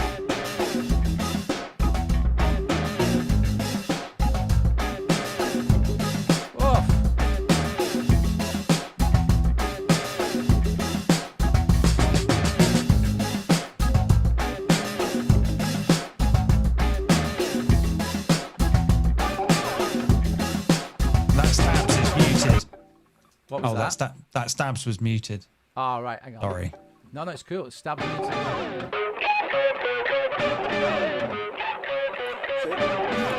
What is that? Well, no, that's good because like I was getting into the the vibe and the vamp of it all, and then I was starting to think, okay, I've heard it go around a couple of times. There's something that's got to come in now that's got to have a bit of identity about it. Yeah. And then you played that stabs bit, and I was like, oh, that's probably it there. But we didn't hear it. No, and that was what you said was the worst bit, and it's like, come on. Yeah, it's got a cheeky little. It's cheeky. It was when I finally got the guitar back out. Yeah, you want to check some of Ned's video? He uses flanger, phaser, and delay. Just stick some phaser on it. It's true. No, I've just seen Ned use three flanges in sequence. Yeah, all with automated settings.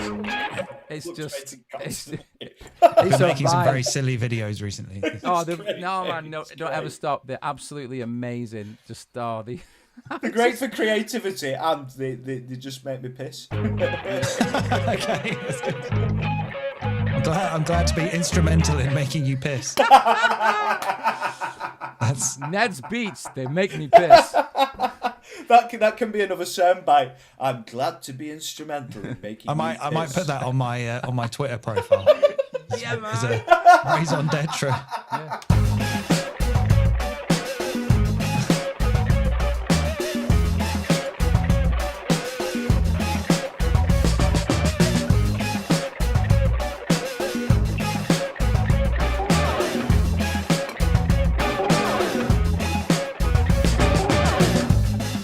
I agree with Lee. Lee says the Batman bit needs to be less often, in my opinion. I agree, Lee. I agree, definitely. Well, so you've got nothing on here, have you?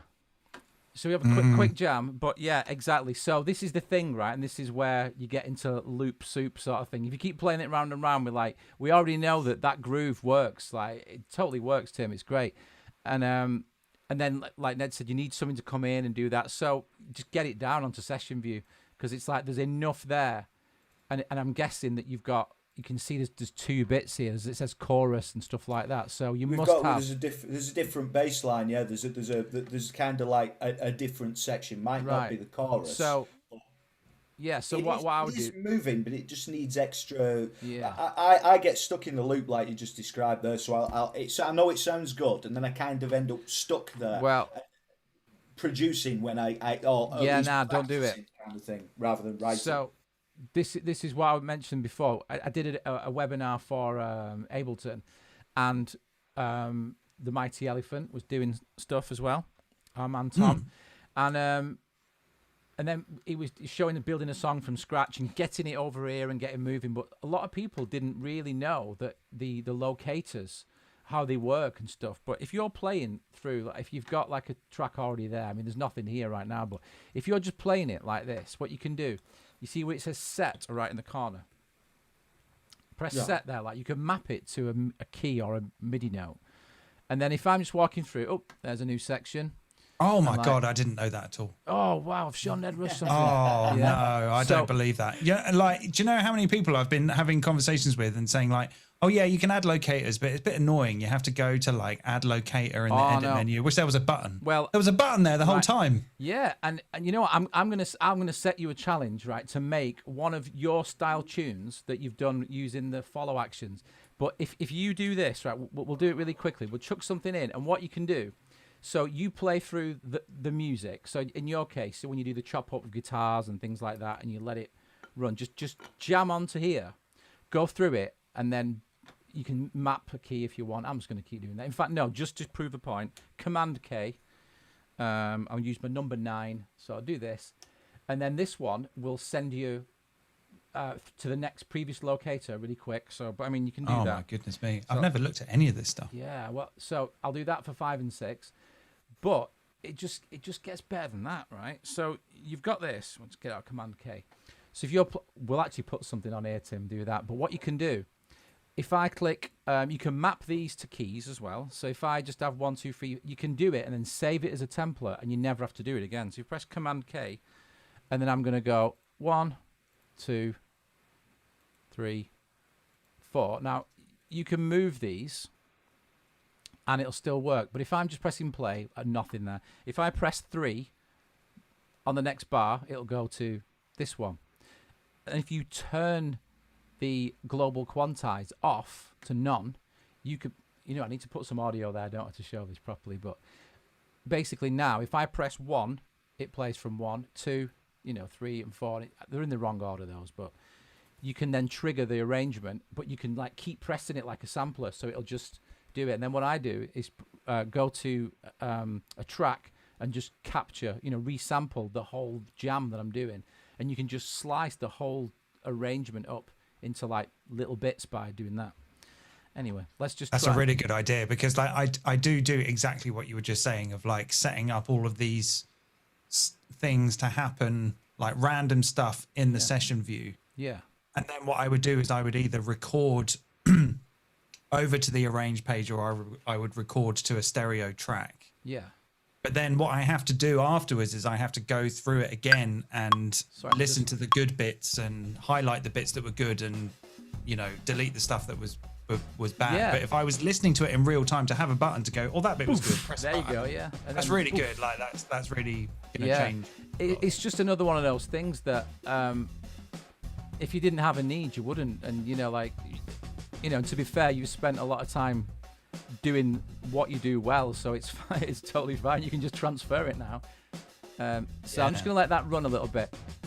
So I've just got your groove for now, Tim, but we can work on that. I think you played me that online across to me, and it didn't sound anywhere near as good as it does there. I don't know why, but we need to look into that as well. But so now I go here. Does that make sense, Tim? Yeah. Yeah. So now I've got those. I'll just switch. I'm using two mice, so I won't go into detail why, but it's just so annoying. Tim knows. There we go. So some of it was audio and some of it was MIDI. So what you could do now, you can just put marker 1, for example, and we'll put that at the beginning. So you just pick it up and move it. And then currently they are set to, I've got it on a quarter note. But if I just turn that off, and then you get the idea. So you can just put that randomly wherever. So you can have fun with this, Ned. I'll just set the scene and you do the thing. But yeah, so you can just drag these wherever you want, and then if you were going through sample material, you could just drop a marker wherever. But when I press these keys now, if I press number 1, it has to be playing first. If I just play it there and then hit number 1, it's going to play. So I'll just turn the volume up. Sorry.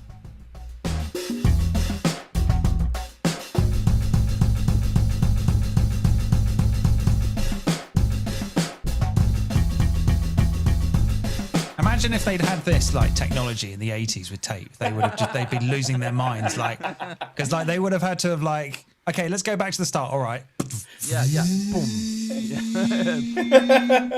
Wait like a couple of minutes. Yeah. Well, I mean, you can make it so you do it, and you've got to wait. Just add time. But yeah, you get the idea. So what I would do is just as long as you leave it, if I press play, I'll just show what I meant before. I mean, you probably get it.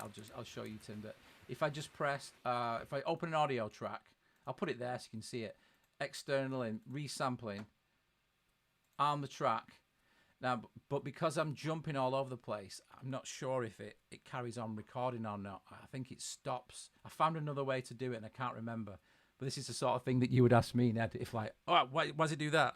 But let me just check. I think if I press record, I can't remember if it stays in.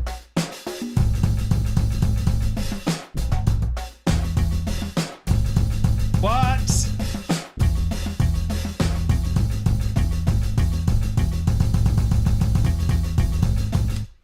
There you go. What? But so I can't get my head around what you've just done. Right. Like that's like draw it out though. That's the whole thing. What?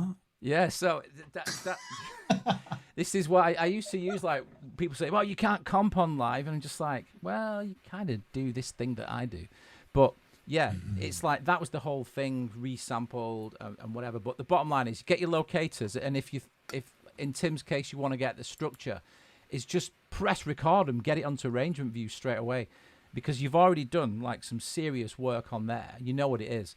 But honestly, I set myself a bit of a goal about, I don't know, 3 years ago now, that there is only for playing to someone to show your initial idea, which what Tim's doing now. But unless there's something there, it doesn't exist, because you can only. Yeah, well, it's not going anywhere. Yeah, it isn't going anywhere. Yeah, but I mean, we were going in hard, weren't we, Tim? It's just like, come on, we've got. How many tunes have we got in that state right there, Tim? That state? Oh, I wouldn't even like to count. 50, 60, something like that, without even exaggeration. Something around that, yeah. You know, they're not all great, but there's always something, isn't there? You know what I mean? There's, oh, yeah. So if you put it into that, and then you render it out as an MP3 now, you can in live, you can just listen to it and go, actually, that's quite good. And it exists. If you can listen to it away from the computer, outside there, then it exists. Even if it's crap, at least it exists. But yeah, it's easier to say. It's easy to say and hard to do, isn't it? So yeah. So that's that. Use that set, and then you can use that there. Did it use 8 and 9? Was it to move it? Oh, there you go. So you can move the between locators as well by mapping a key. But yeah, basically set. Just have it either set to a key or a MIDI controller. And people are still there. The way I haven't looked at the. I kind of forgot we were even on the internet. I'll be honest. I've just been having a nice time chatting. But... Oh yeah. So MHO says something that's really like, because obviously I was demonstrating this when it came out, but the where's it gone? Yeah, using H&W basically, because that depending on how you're using live, but I used to use it a lot on my laptop, so I had the M was a shortcut for MIDI keyboard. But yeah, H&W, just literally H is the height, W is the width, so you can actually get a project. If you had loads of tracks, H&W just really tidies it up for you. A lot of these improvements came in Live 10. Like if you just want to highlight that bit there because you like it and you press Z, you go boom straight into it. That H and W thing, like I really noticed that, like how much time it was saving me, because when it was getting to the point where there were lots of tracks in there and I kind of actually just wanted to zoom out and look at the whole thing and amazing. And sort of go like and then sort of look at bits and go that bit. Like I was like minimizing all the tracks and and I was like, oh no. Yeah. Well, so I really noticed that a lot. That was good. Yeah, I mean, they even made improvements on it because, like, what I just did then, you couldn't do that when Live 10 first came out. So I've zoomed in with, like, Z, and you go in as far as you go in. But then you can go back out with X and come all the way there and then go all the way back in as well. And you couldn't do that at first. And obviously, everybody said, why not? And so you can. But, yeah. Well, I think, like, for a while, I just kind of... One of the first things that really gravitated me towards Ableton in the arrange view was the kind of magnifying glass, the sort of like click and drag left and right to move and click and drag up and down to zoom. Like I hadn't really seen that in any other program by that point. And so like I just kind of just used to do that. But all of these, like, I like shortcuts as well, like little keyboard shortcuts that speed things up are always good and stuff. So yeah, I like that bit as well because it's essentially scrolling through the sample in place. That blew my mind when that first came out. What's that? I've never seen that. Oh, another one. Right.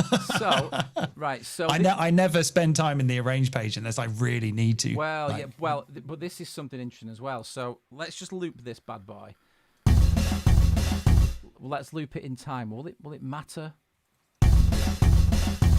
You get the idea. This could be really annoying. But so we've got this part on the bass that was recorded. If I double click on this, obviously you can see roughly where it is in the actual loop. But if you do it like this, you select. It's quite tricky to do actually. You select the region that you want. I need to make it shorter. So let's go. Yeah. So if I just do that, right? So I've got an eighth note selected. It might be a little wonky because I went off grid, literally and figuratively. So if I press Shift and Alt, right? So and Shift and Alt, and I can scroll through whatever the grid is set to, but within place. So I mean, actually, if I split it, it'll look even better. Command E, boom, split. So now I can just, if this was a vocal, an a cappella, a guitar bit, Shift and Alt.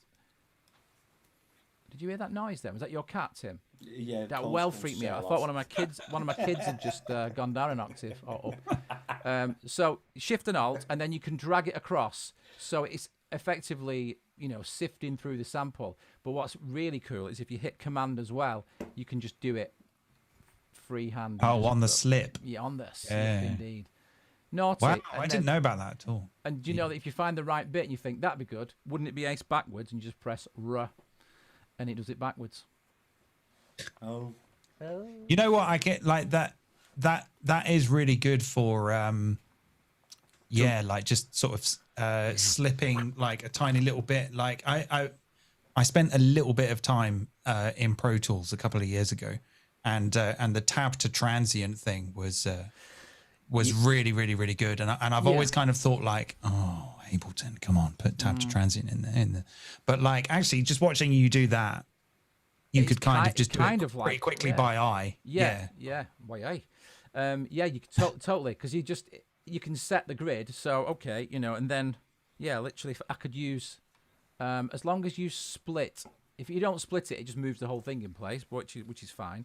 But yeah, once you go like this now, I've got the mouse hovered over and it's set to eighth notes. If I then select the part and then just, move it, it's going to do that anyway. Yeah. Very interesting. Yeah, I'm going to try that later on. Try. But yes, Tim, we've just completely mashed your track up. The thing is, though, you were definitely onto something. Definitely. I mean, you played it over, and it sounded pretty pants. Like, I mean, the sound quality, not what you're playing. But obviously, I've got the luxury. I'm playing it off my computer here, and it sounds.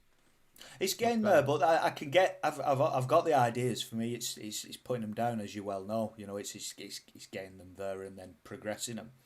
especially in a production environment, you know, rather than writing on a guitar. Like you were saying before, Ned, you know, I used to be writing over there somewhere with the guitar, and you kind of have it mostly formulated by the time you'd start tracking it. But I suppose I'm overwhelmed with options these days. Totally. Yeah, I mean that, you know, you know the story, Tim, that when I was like having to learn everything about Live 10 and was demoing it, it was just like, before I go into this having even more possibilities, I'm gonna have to like practice what I preach here. So, you know, we did a track that exists now in full form with strings and massive attack style bass lines, but it started off as the lamp next to my bed, and I just tinged it, and I was like, oh, that's a nice tone, and we made a full track from the sound of the lamp kind of thing, and the track ended up being called Lamp. But it's just like, yeah, it was ace, that, and you showed it me like, look what I've done, look what I've experimented with, and I've done, Tim. And I was like, no, it's more than just that, Simon. We've got to do something with that. It's cracking. Yeah, we're doing great things. We're doing it. So MHO says, at this point, if I learn anything else, I'm going to have to forget things I learned earlier in life, like walking, etc. Good. Well, you know what? I've forgotten how to breathe. Yeah. No, I mean, to be honest, I think we will leave the broadcast. We will leave the broadcast there, because we could and can do this all night. And but it's like, it's really nice that you guys have stuck around and done this, because we just don't want it to be too. Is the word prosaic, Tim? Just really prosaic, like really predictable and not full of substance, and very like bland. You know what I mean? Bland. So sometimes, regimented. Is that what you mean? Like just kind of just dull and boring. Because if you know, people who. I mean, I listen to people talk like this. Never mind, watch them as well. So I mean, I find it interesting, and every time we have somebody on, like Ned, it adds more. You know, there's more to go at, and like people said, oh, my head's wrecked. What's going on? But yeah, but. You know, and Toby's here as well. Hi, Toby. Toby was on last week and was amazing. Oh, hi, Toby. Yeah. I'm sorry, Toby. I didn't respond to you before, because I thought it was you, but I wasn't certain. I didn't want to make a tit out of myself. Yeah, he'll be in his bunker with his drums, having a fight. He's telling me I don't need guitars before. He's saying you don't need them guitars. You just need some MIDI pads. You just need drums. Yeah, you just need drums. We can play guitar with drums these days. It doesn't. Guitarists are extinct, but they don't know it yet. Yeah. Oh, wicked. Nice one, Lee. Certainly not boring. I mean, this is great to hear from you guys, because it's always a bit of a risk for us. Like, do we just have to go through all these stuff, and they've got to show them something? But I think if we're all like-minded people, you know, I know Toby's in there. You know, people that come on and say stuff. All right, kids. Yeah, he's a dude. But it's just like, this is the sort of thing we want to do, and that's why we're putting this call about the Discord, just so we can kind of, you guys can put things in, and we can get a bit more sort of banter, so we know what you guys are up to, and you can say stuff. One of you might say, oh, I do this for a living, which is like blah, blah, blah, but I love doing this, and that, you know, tell us a little bit about what you want to do and what you're into. You get it anyway. So we shall leave you there. And yeah, thanks, Ned, for joining us. It's been kind of, we were quite impromptu, weren't we? And you were like, hey, I'm free, you know. I'm not. I'm pretty free most of the time. Yeah. No. You're really busy all the time. Right. Well, I was really busy. I had a very, very busy April, but I'm quite pleased to have a less busy May. Yeah. So I'm just sort of chilling out. But like, it was nice to come on and you know, just relax and hang out. Last time I was on, I was kind of in a different mode. It was like album artsy. promo. It was like kind of artsy. I'm the producer. I've made an album. I need to be serious. But like this, it's just nice to sort of just chat. So thanks. Exactly. Well, that's what we want to get away from, Ned. Because then when we do speak to people, we have people on like yourself. We're just getting what it is, you know, rather than that little bit of. We want people to not feel like they have to put up a little bit of a facade. No. I mean, hopefully as well. There's people that are in our chat room that might want to come on and talk about stuff, so we can even, if you got like something you want to ask a question to the guest, obviously we know people who've been here week after week. We can see you all. So, and if you want to do something like that in the future, we can do that. I figured out last week that if I go up to here and go like this, and you can see Simon Lyons, copy link, we can just copy that into the chat room, and then you could just jump in. Actually, could you do it, Tim? I don't matter. Don't do it now. But we can do it. We can invite you in if you want to say what, the Zoom? Yeah, but it's on a different computer. But I don't know how we'll do it, but we'll figure out how to do it. And, we're just trying and experimenting with these things. So, yeah. I'm kind of planning something myself this weekend for my patrons, which is like a kind of... I don't really know what it's going to be. Like, I thought of it being kind of like... Yeah, I don't know what it's going to be. I think it might kind of turn into a sort of Zoom open mic night for like Ableton or whatever anyone's doing. I've sort of just said on my Patreon page, like, let's just have a big Zoom, and just see how many people show up. And like, if it's a disaster, oh well. But like, maybe we can all meet each other. And I can't imagine it will be, Ned. No, that'd be wicked. If it is a disaster, I'm okay with that because like I quite like disasters. You've got some pretty like your fans are on it, aren't they? Oh yeah. I think they appreciate. I think they get it. Yeah. Definitely. Well, two things. I just want to talk about something that's happening tomorrow. If you're around, I was going to tell you this before as well. That I spoke to Shlomo today. Popped his head in a couple of shows ago. In fact, when you were on last, Ned, actually, and he's doing something tomorrow. But I'm doing something with him where we're going to just basically. Use Endless. I've got Endless on the computer now, so we can jam in real time. We're going to send each other ideas in real time. We might try that satellite plug-in. We're going to try something completely like no mad plan, and then try and jam and create a track that will then get finished eventually. So that's nice. If you just check Shlomo's links and stuff, he couldn't drop in tonight because he was on with Laura Escude in LA. Do you know Laura? Yeah, she's a certified trainer. Yeah, she's out in LA, and she used to run like Kanye West's show and stuff like that. Yeah, she was like one of the sort of first. She's like one of the old school certified. Yeah, she? One like of the first. The early. Yeah, ones. I think 2006 or 8 or something. But yeah, she did. She's a violinist, and she does live shows, and she does like the Grammys and stuff like that. Just like wow. She did Kanye's big show. Anyway, it's another story. But yeah. So tomorrow I'm doing this thing with Shlomo. We're going to make tracks in real time. So come and join just tomorrow night from 8:30 onwards. Yeah, SK Shlomo. It'll be on tomorrow. He only decided today. This is what I was going to do. Anyway. So yeah, we're going to leave you to it. Thanks so much, guys. Lots of nice comments. Great chat. Much appreciated. Anytime.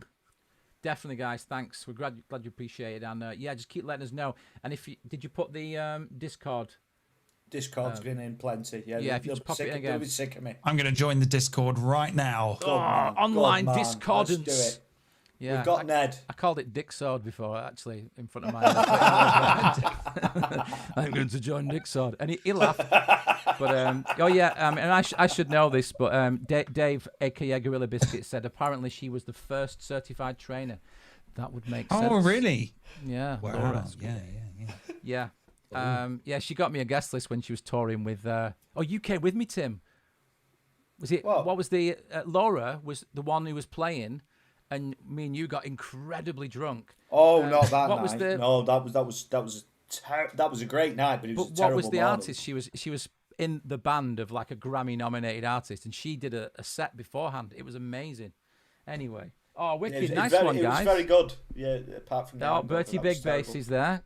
Thanks, great stuff. And Lee's just joined. Thank you. That's great. Well, there you go. We can't ask for any more, can we? Thank you, Ned. Thanks for joining. It's been amazing.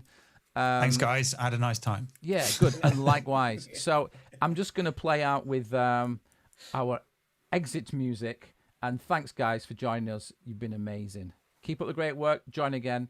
And I did promise something next week. Don't worry. It'll all get sorted out. All right, nice one, guys. See you guys. Bye. Bye.